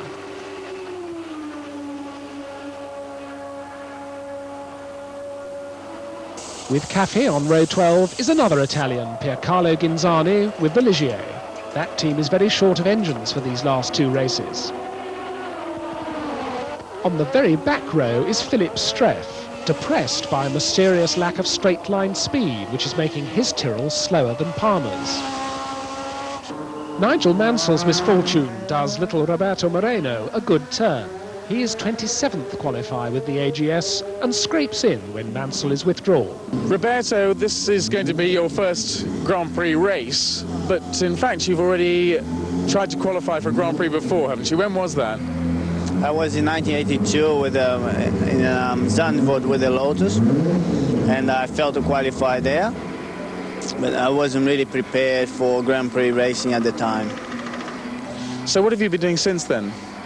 I've been racing Formula 3, I've been racing Formula Atlantic, Formula 2, and latest 3000. I've done some IndyCar races in America. I've been here and there, wherever I could get a drive, because I had a hard time finding sponsors, so I was just going where I could find a drive free. So just about everything except for Grand Prix racing? Yeah, I think so. I think you're right. Now, how did you get this AGS drive then? Well, after a race in Monza, they had some problems to qualify there. We went testing, and we improved the car a little bit. If you recall, the car used to always qualify 26, but always 3 or 4 seconds slower than the man in front of them. And we went and did some testing. We improved the car. We made the car a bit more balanced and easier to drive. And we were able to now. We're still 26, but we are only a couple of tenths from the man in front of us. So the car has improved a lot. But the car, if you look at it, it's a car made in 1985. It's an old Renault car, which is just being put in a Cosworth engine in the back of it. The suspension is not made for the floor to work as a ground effect. And the car is not very sensitive to downforce. It doesn't have a lot of downforce in it, and it's not sensitive to ride-height changes. So we are able to have a car which is balanced, but not with the amount of downforce the other ones have. But you've been able to at least make your Grand Prix debut, and also at a race where your good friend Nelson has become world champion. Well, I'm very pleased for Nelson and very pleased for me as well that I'm starting my first Grand Prix. And hopefully for next year we'll have a complete new car and we can dispute some positions. D'avoir commencé. Et pourtant, cet intérêt a rebondi et la course s'annonce aussi passionnante qu'indécise quant à son issue. Ceci par le fait de l'étonnant retournement de situation opéré par les moteurs occidentaux. Une Ferrari, celle de l'Autrichien Gerhard Berger, en pole position au pays du soleil levant, on n'y croyait pas vraiment. La McLaren Tag Porsche de Prost à ses côtés, c'est inhabituel. Une deuxième ligne occupée par la Benetton Ford de Thierry Boutsen et la deuxième Ferrari, celle d'Alboreto, voilà qui devenait inquiétant pour l'énorme public nippon venu assister au triomphe du moteur Honda sur ses terres après ses 11 victoires aux 4 coins du monde. Or, le meilleur Honda, celui équipant la Williams de Piquet, n'est que 5e. Celui de la Lotus de Senna, 7e, à près de 3 secondes de la Ferrari, et celui du pâle Nakajima, 11e. C'est dire que les techniciens japonais vont passer la nuit entière à travailler pour essayer de trouver la solution permettant à Honda de transformer en temps sa supériorité, ou si vous préférez, de faire passer son extraordinaire puissance sur la piste tourmentée de Suzuka. Sans quoi, la défaite serait de taille à faire oublier ou presque le titre mondial enfin acquis. Quant aux Occidentaux, ils préparent eux aussi leur coup avec minutie. Ferrari, Tag Porsche et même Ford ont relevé le défi et semblent en mesure de rendre ici les humiliations subies sans discontinuer ou presque depuis le début de la saison. Une revanche synonyme de réhabilitation. Images typiquement japonaises avec quelques scènes des 4 saisons du Japon où la température aujourd'hui est à peu près comparable à celle de l'Europe. Un temps relativement couvert et ici une vue de cette immense mégapole de Tokyo dont nous sommes distants de près de 400 km. Et puis dans le fond, le célèbre Fujiyama, ce volcan à l'ombre duquel